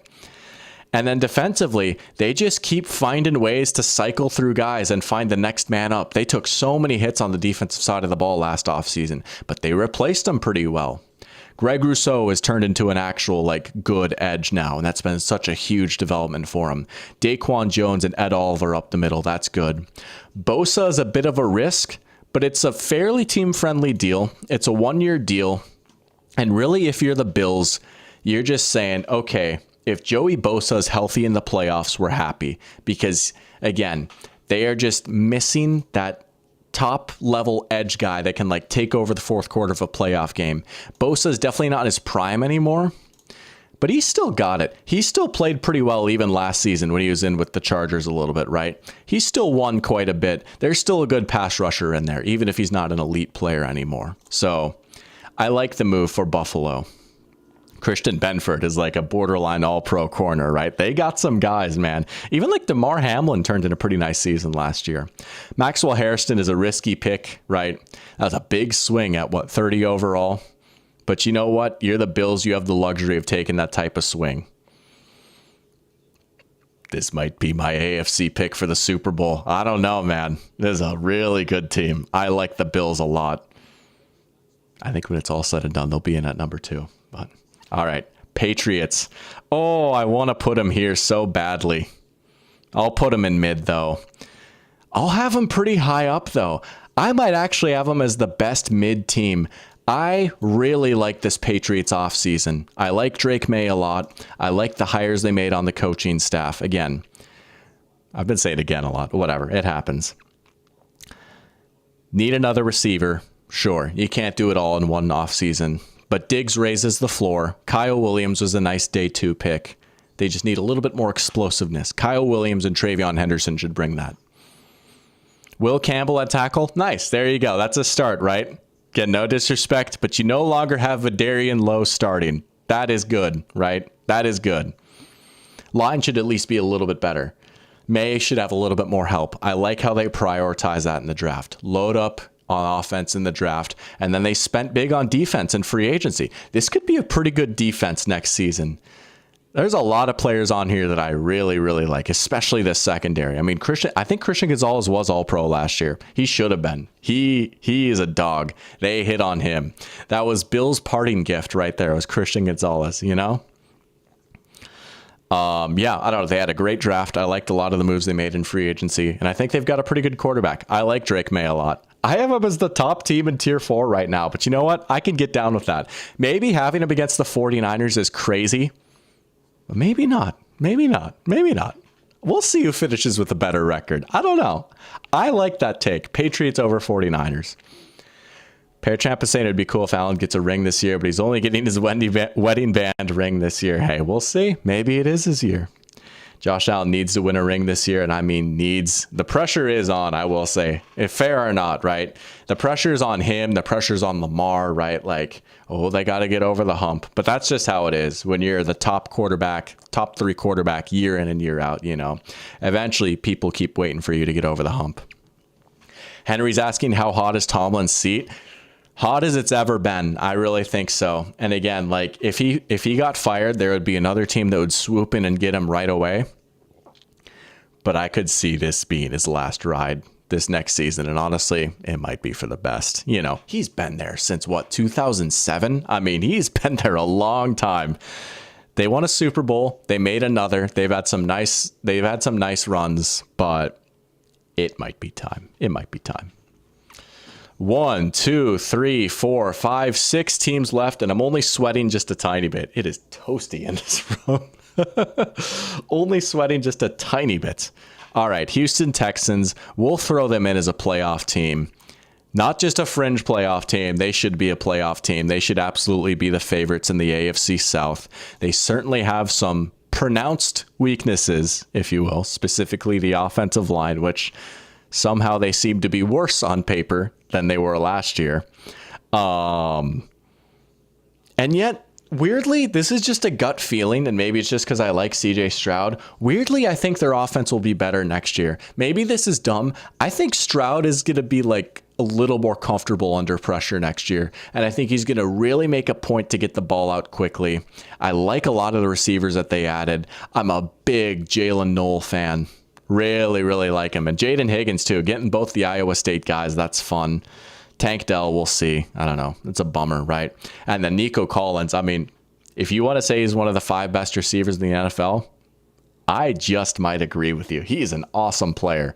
He's a special, special receiver. And I still like Stroud overall. He had his slump last year. I get it. But it didn't really change my opinion overall of who he is as a quarterback, even though like the touchdown to interception ratio wasn't quite as good. They didn't look quite as dominant, you know. And yeah, to your point, Henry, yeah, change at OC should help too. Bobby Slowick was not very good last year. Yeah, we kind of found out about Bobby Slowick. Again, it's kind of tough that Trent Brown is probably their best offensive lineman. Like, no disrespect, but that's not necessarily a good spot to be in. Pass rush is sick. I love these edges so much. Will Anderson, Danielle Hunter, that might be the best 1-2 punch in the NFL. They are a little weak up the middle. I don't know. The tackles aren't great. The linebackers aren't great. Stingley, all pro level corner. Kamari Lassiter was pretty good too. And CJ Gardner-Johnson was an underrated move. And I like D'Amico a lot. I do think he's a pretty good head coach. I think he does a pretty good job handling the defense. And you know what? To tie it full circle with my video, I think he's a good leader. I think he has the respect of the locker room. I would love to play for D'Amico Ryans. So I will give them that too. I think they could like win 10 games again. I think this could be another 10-win season. That should be enough for them to win the division, make the playoffs. Not quite like a Super Bowl type of team, I don't think. We maybe got a little bit ahead of ourselves last year. But overall, right, again, this was a team that was just in the gutter a few years ago. Now it's like, yeah, they should make the playoffs. That's the expectation. So a lot of good players, fun team, and I'm still in on Stroud. Let's go, Nick. Welcome to the stream. Good to have you back in here. Let's go. Did I talk about the Steelers? Would I be able to give you a quick rundown? We actually just hit the Steelers not that long ago. I've got them in tier 4. I saw the vision of what could have been a fun offense with Rodgers, Pickens, and DK. Long story short, Rodgers is not on the team and might not be. Who knows? He still probably will be. I mean, that's probably the smart money, but who knows? And they just traded Pickens. The receiver room is thin. They lose Najee, which I don't love. I do like the young offensive line, though. Defense is all right. And, you know, it's Pittsburgh. I mean, they'll make do. But TJ Watt might be on slight watch just a little bit. Overall, I think this might finally be the year the Tomlin streak ends. I don't know. For the 3rd year in a row, he thinks this is the year the Steelers tank. Fair. I was kind of in. I won't say I was in on the Steelers last year. I thought they'd be all right, though. I did think maybe that would have been the year that they would have like. I'm trying to remember my Steelers take. I might have had them at like 9-8 or something, but yeah, I'm a little more down on him this year, I will say. Sophomore slump to 3rd-year breakout. Pepper Tony is saying, I like your thinking. Look at that, a little bit of optimism. I like that. Yeah, stop committing to mediocrity for the Steelers. I get it. All right, Kansas City Chiefs. Tier 1, but I'm going to have them a little bit further back. I'm going to put them at number 5 overall. Still in tier 1, still very much a Super Bowl contender, still very much a threat to win the whole darn thing. So I want to preface what I'm about to say with all that, right? I think this is a good team, good roster, good coaching staff. Mahomes is great. This is not me saying, Chiefs 8-win season, lock it in. I do think there is a real chance that this might be one of the more trying and challenging years of the Patrick Mahomes, Andy Reid era, if not the most trying and challenging year. And it might be, we only won 12 games and we have to be the 3 seed, Maybe I've just got too much of a bad taste in my mouth from the Super Bowl, but let's just say this. Their offensive line got pummeled, and then they lose maybe their top offensive lineman, if not one of, an elite offensive lineman, all pro caliber lineman. They're counting on some of the young guys to step up. Josh Simmons is a pick that I like, but he does have an injury history, right? Fair or not, going to the Chiefs, they're counting on you year one to be a contributor, right? With the state of the offensive line right now. And the offense as a whole is at kind of a weird crossroads. I have always been fascinated with the Chiefs offense for a bunch, the biggest thing that's really fascinated me is seeing how much it's changed and evolved over time, right? And I have a whole stinking video about this. A little self-plug right there, right? When you think about the early Patrick Mahomes years, it was all about the deep ball, explosive plays. He's hitting Tyreek Hill downfield. Travis Kelce is breaking tackles and taking passes 50 yards, all that stuff, right? They captured your imagination like no other team. This was the team that could go down 24-0 in the first quarter and go into halftime leading, right? Just such a fun, unbelievable team built on the explosive play. Could not be further from the Alex Smith Kansas City Chiefs. They almost got to be too good at that, right? Because it's not just because of the Chiefs, right? But I think it's fair to say the Chiefs' dominance was at least a big reason why so many defenses started playing conservatively or trickier and disguising more, right? It's not just too high safety. That's a part of it, right? But it's less man coverage, more zone coverage. It's less blitzing, more just rushing 4 or rushing 3 and dropping as many guys back in coverage as possible. It's defense is saying, you will not beat us with explosive plays. You have to sustain 12 play drives against us. We hope we can force a turnover or something. And that's how we'll stop you, right?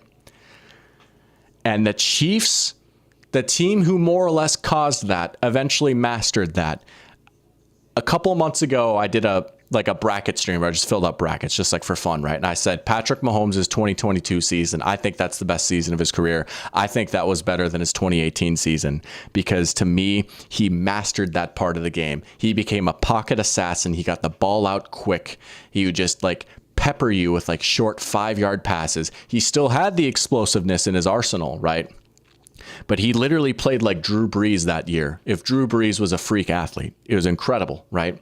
They won 2 Super Bowls with that style of play. But we saw that just got a little bit tougher for him this year, right? And then eventually they run into the Eagles. That's an all-time defense, but whatever, right? And they still were a pretty good offense last year, right? You look at a lot of advanced metrics, okay, they didn't have crazy raw numbers as far as yards or points go, but that's because their drives took so long. They literally just had fewer possessions, right? But it just got a little bit harder for him. Things just felt a little bit tighter. Kelsey's just a little bit older, right? Teams are just coming down on their screens just a little bit harder. I don't know that they should run back that same approach this next season. It's worked for the past few years, and shoot, it still worked this year, right? I'm highlighting their record right now. They made the Super Bowl. They won 15 games, so I don't want to talk down on them too much. For 2 years now, we've heard oh, here we go. The deep ball's coming back. I promise, guys. Hollywood Brown, Xavier Worthy. We're going to be throwing deep again. Didn't quite happen last year. Some of that was on Mahomes. Some of that was on receivers getting hurt. Some of that was just teams won't let them, right?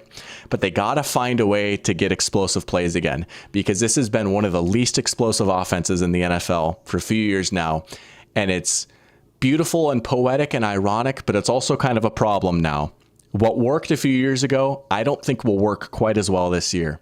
So they got to figure out that next wrinkle. And I will not put it past Andy Reid and Patrick Mahomes to figure it out, but I think it's worth noting.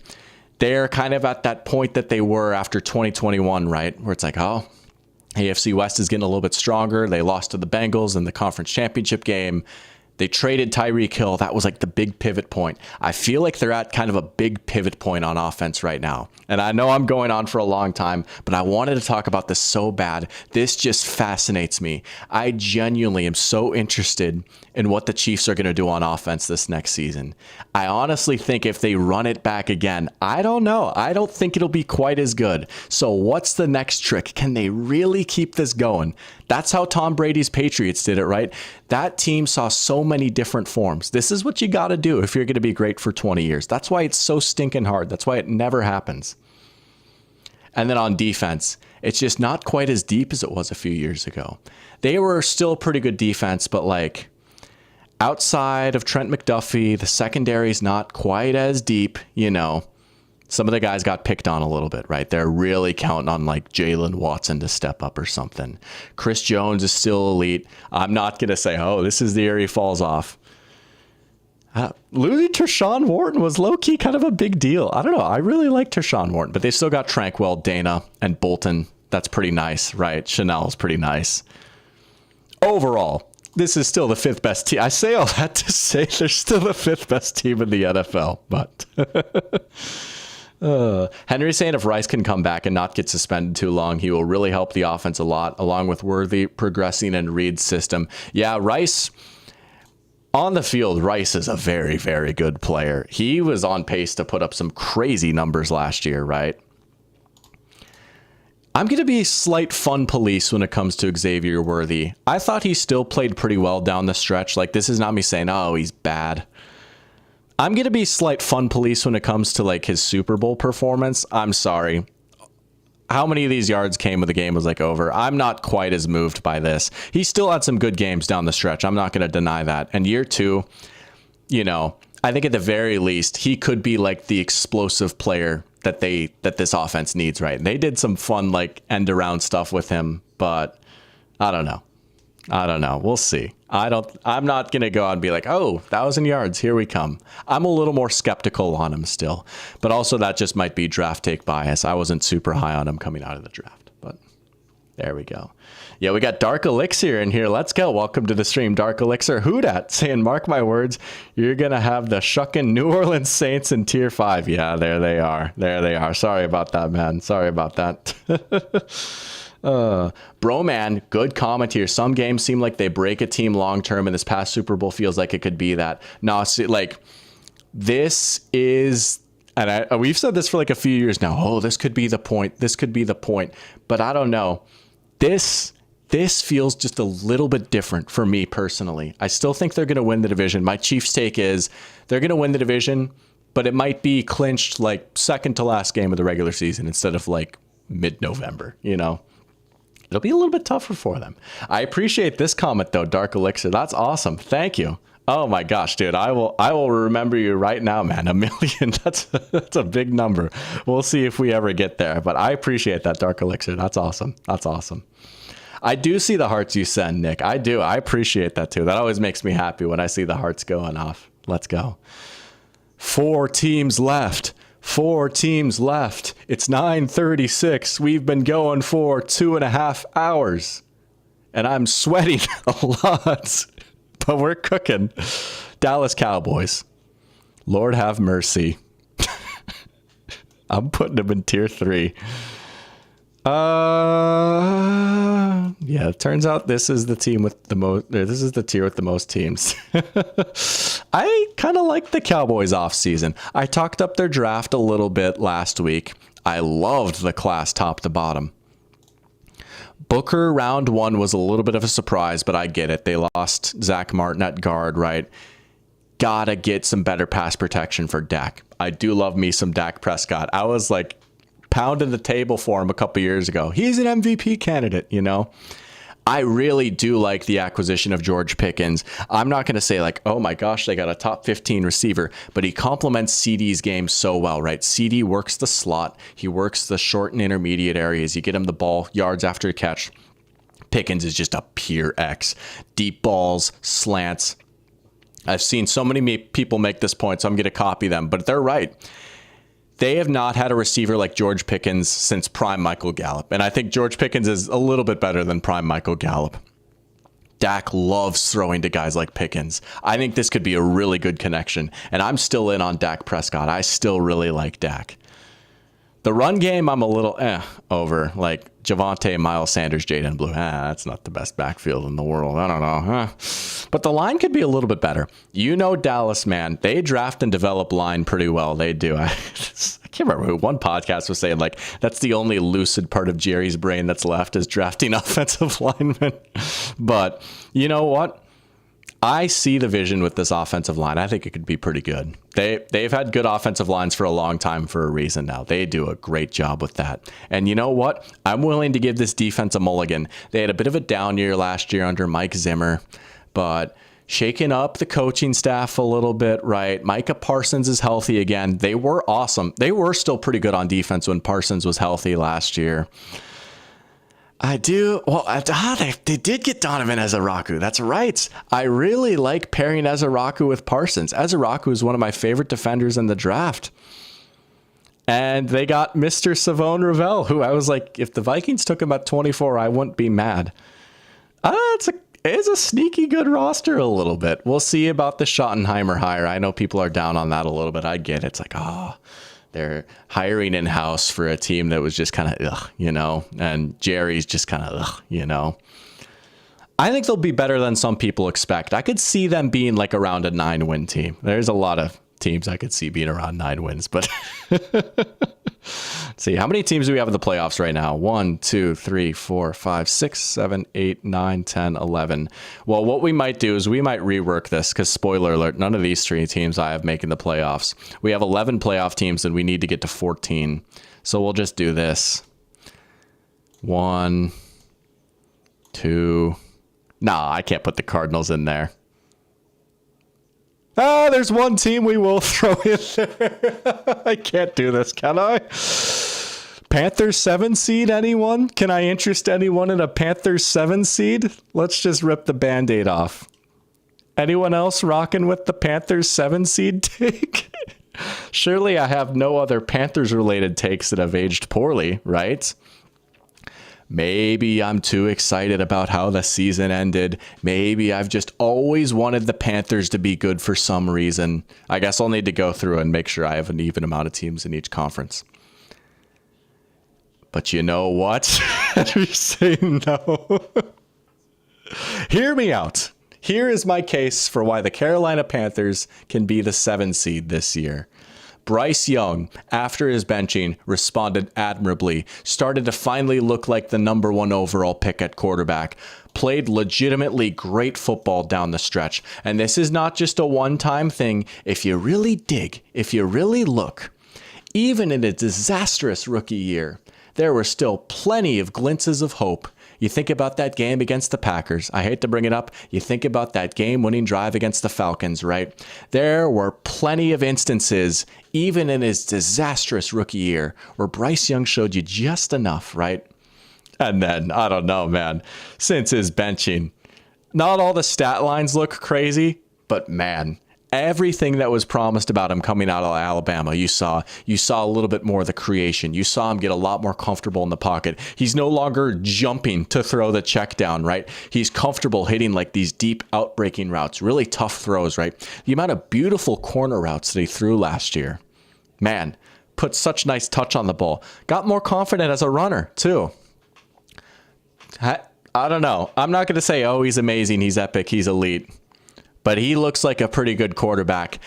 Maybe I'm drinking the Kool-Aid, but I'm ready to believe what I see. Maybe I'm drinking the Kool-Aid. This could be honestly like one of the best run games in the NFL. Chuba Hubbard, Rico Dowdle, that's an awesome pairing right here. I'm going to say it. This offensive line is nasty. It is really good. Not a lot of big names, but like Robert Hunt, maybe like hipster moment, but like I had him as my second team all-pro guard last season. He was a beast. Taylor Moton, good player. Ike Ekwonu, nice bounce back year, right? This is a good offensive line. Drowning in Kool-Aid. Would I take Bryce over Penix? Yes, I would. I'm sorry. I would. I actually feel really good about that take, to be honest. I would take Bryce over Penix 10 out of 10 times. I don't know, man. I don't know. I am drowning in the Kool-Aid. But then they just had to get Teteroa McMillan. Again, another one of my favorite guys in the draft, right? Just love this type of receiver. Think he's a lot better route runner and separator than people give him credit for. He's good after the catch, and he's the exact type of player that they need. I can see this offense being so good. McMillan, Thielen in the slot, Liggett moving him around as like the Z, right? Jatavion Sanders had a nice close to the season. Jalen Coker, the deep threat. Even Jimmy Horn, a 6th-round pick. I kind of like him as a slot-only guy. Put him behind Thielen, develop him, let him marinate for a little bit. And then the defense. If this doesn't panel, you'll never let me live it down. Fair enough. The defense. This was the big concern, right? And they had a ways to go. They had a lot to address. They did. But I like what they did. This defensive interior, I think, is unironically good. Derek Brown, Bobby Brown, Tershawn Wharton. That is unironically a good front. DJ Wanham and Pat Jones, whatever. They love their Vikings rejects. That's fine. Whatever. But you know what? They address edge in the draft. Nick Scorton, nice pick, right? We were talking with the Purdue fan last week, right? Slimming him down a little bit. Texas A&M made him bulk up. He was a beast at Purdue, good pass rusher. That's what they need, right? J.C. Horn, beast. I stand with the contract. I think it was a good decision. He was finally healthy last year. Look out. If he does it again, look out. Here comes J.C. Horn. 15 games. What if we get it to 16 next year? Trayvon Merrick at safety. The defense scares me just a tiny bit. I will give you that. But overall, I could see, like, if Scorton turns out to be pretty good, I could see this being a good enough defense and a really good offense that they win 9 or 10 games in an otherwise kind of weak division, and they sneak into the playoffs at the 7th seed. Dark Elixir, that's who it was.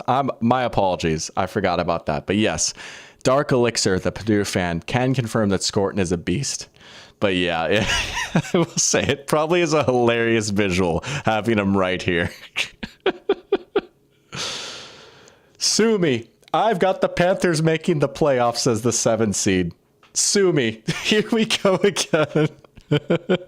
Tomfoolery gets it. Hey, this guy gets it right here. Panthers country, let's ride indeed. Keep pounding. Panthers on the prowl, baby. Let's go. Oh, man. Yeah, we got that out of the way. Also, I like how there's 2 teams at the bottom. This is a hilarious tier list. Only 2 teams are going to be bad next year, guys. We'll put one more in here. We'll put the Titans in here. Titans are fine. Cam Ward is all right. Sorry. Get it together. The Tennessee Titans. There's 2 teams left. I can do this.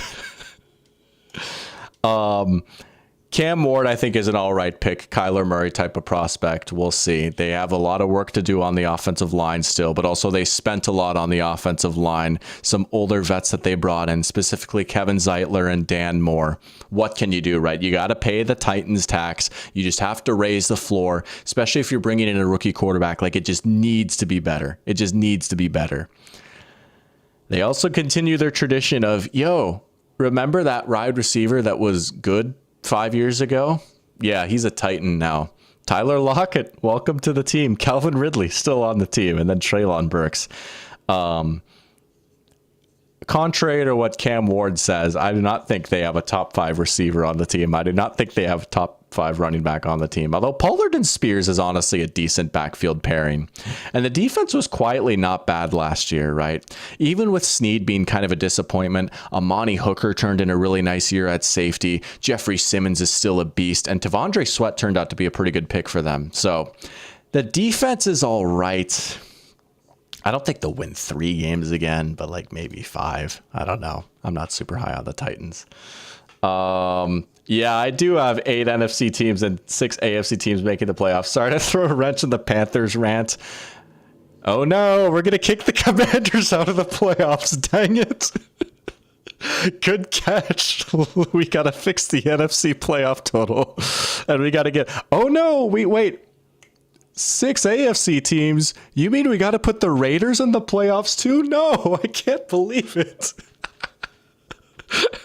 Thank you, Perk Chef, for pointing that out. Let's go. All right, one more team, the New York Jets. We'll put them in mid. There's only 3 bad teams this year, guys. New York Jets. See, I don't want to put them at, like, for better or worse, I don't think this is like a bottom of the barrel team, though, right? I like the moves they made on the offensive line. The upside of this tackle duo is very, very tantalizing. Fashanu and M'Boue. M'Boue is maybe a bit of a boomer bust project, but you know what? You've got Hank Fraley there, who came over from the Lions at OC. We saw how they used Sewell. M'Boue is that type of athlete. You can get him out on the move. All right, sure, I like it. And Vera Tucker is pretty nice at guard. Wide receivers very thin outside of Garrett Wilson. We'll see. We'll see. But it's kind of a rebuilding year. It's a transition year. They know who they are. They know what they're about. They know that they're not trying to go out and win the Super Bowl this year. They just got to clean things up. I like the Aaron Glenn hire.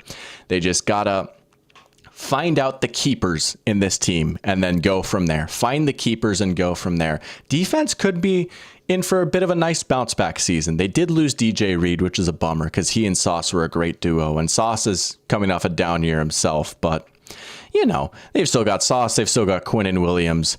That's still a very good foundation for a defense. Will McDonald was all right last year. Had a nice sack total. I say this as someone that liked Will McDonald in the draft. Kind of a Mickey Mouse 10.5 sack season, but still, I think they're mid too. I think like 6-7 wins is probably fair. I feel like 5 wins is probably the cutoff for tier 5. We got to reorganize a little bit. There's no way that there's only 3 teams that are going to win 5 or less games. Who else is it going to be? I feel like I got to throw like 2 more teams in here, right? I don't want to put the Giants in there. No, we will put the Jets. This kills me. I don't want to. No, I don't want to. You know what? No, this is my tier list. I thought about the Colts. I could see it. There's just a little bit too much talent on these teams, though, I feel like, to put them in 5. Worst of the worst. Top 3 picks. I feel like that's fair. Worst of the worst. Is the makeup of this tier list a little hilarious? Maybe. There's certainly some candidates, but you know what? It's 9:50. I've been yapping for almost 3 hours. We're going to call it there. This is the tier list. Let's just run through right here. Let's count as we go over the logo so we can get these actual rankings, right? All right. Number 1, Eagles. Number 2, Bills. Number 3, Ravens. Number 4, Lions. Number 5, Chiefs. Number 5, 6. Those are the tier 1 teams. Number 7, Packers. Number 8, Vikings. Number 9, Broncos. Number 10, Bucks. Number 11, Texans. Number 12, Chargers. Number 13, Panthers, and 14, Raiders. That does sound crazy when I say it out loud, and I do recognize that. Maybe as far as like pure rankings go, these are not the 13th and 14th best teams in the NFL. I will give you that. 15 Commanders. But you know what? Maybe. 15 Commanders, 16 Cardinals, 17 Cowboys, 18 Bengals, 19 Seahawks, 20 Bears, 21 Patriots, 22 49ers, 23 Steelers, 24 Falcons, 25 Dolphins, 26 Jaguars, 27 Colts, 28 Giants, 29 Jets, 30 Browns, 31 Titans, and 32 Saints. Oh, we did it, folks. We did it. There are some spicy takes. Go ahead, get your clips in now, right? Get your screenshots. King TK is saying this is a goated list. This could be hilarious. This could age poorly. This could be silly. But we'll just have to see. You know what? This is what you sign up for. Michael asking a good question. What's the cool announcement? I'm going to be mean, and I'm going to have to make you guys wait just a second longer. I just need to wait for one more thing to happen before I really make the announcement for real. Here's what I'll say. I'm going to be sly. When it happens, I'll put something in Discord if you want to hear about it first. and then I'll say it on stream next week. But there is a fun, exciting announcement coming. Something cool happened. That's what I'll say. But I'm going to keep it under wraps for just a tiny bit longer before I actually say anything.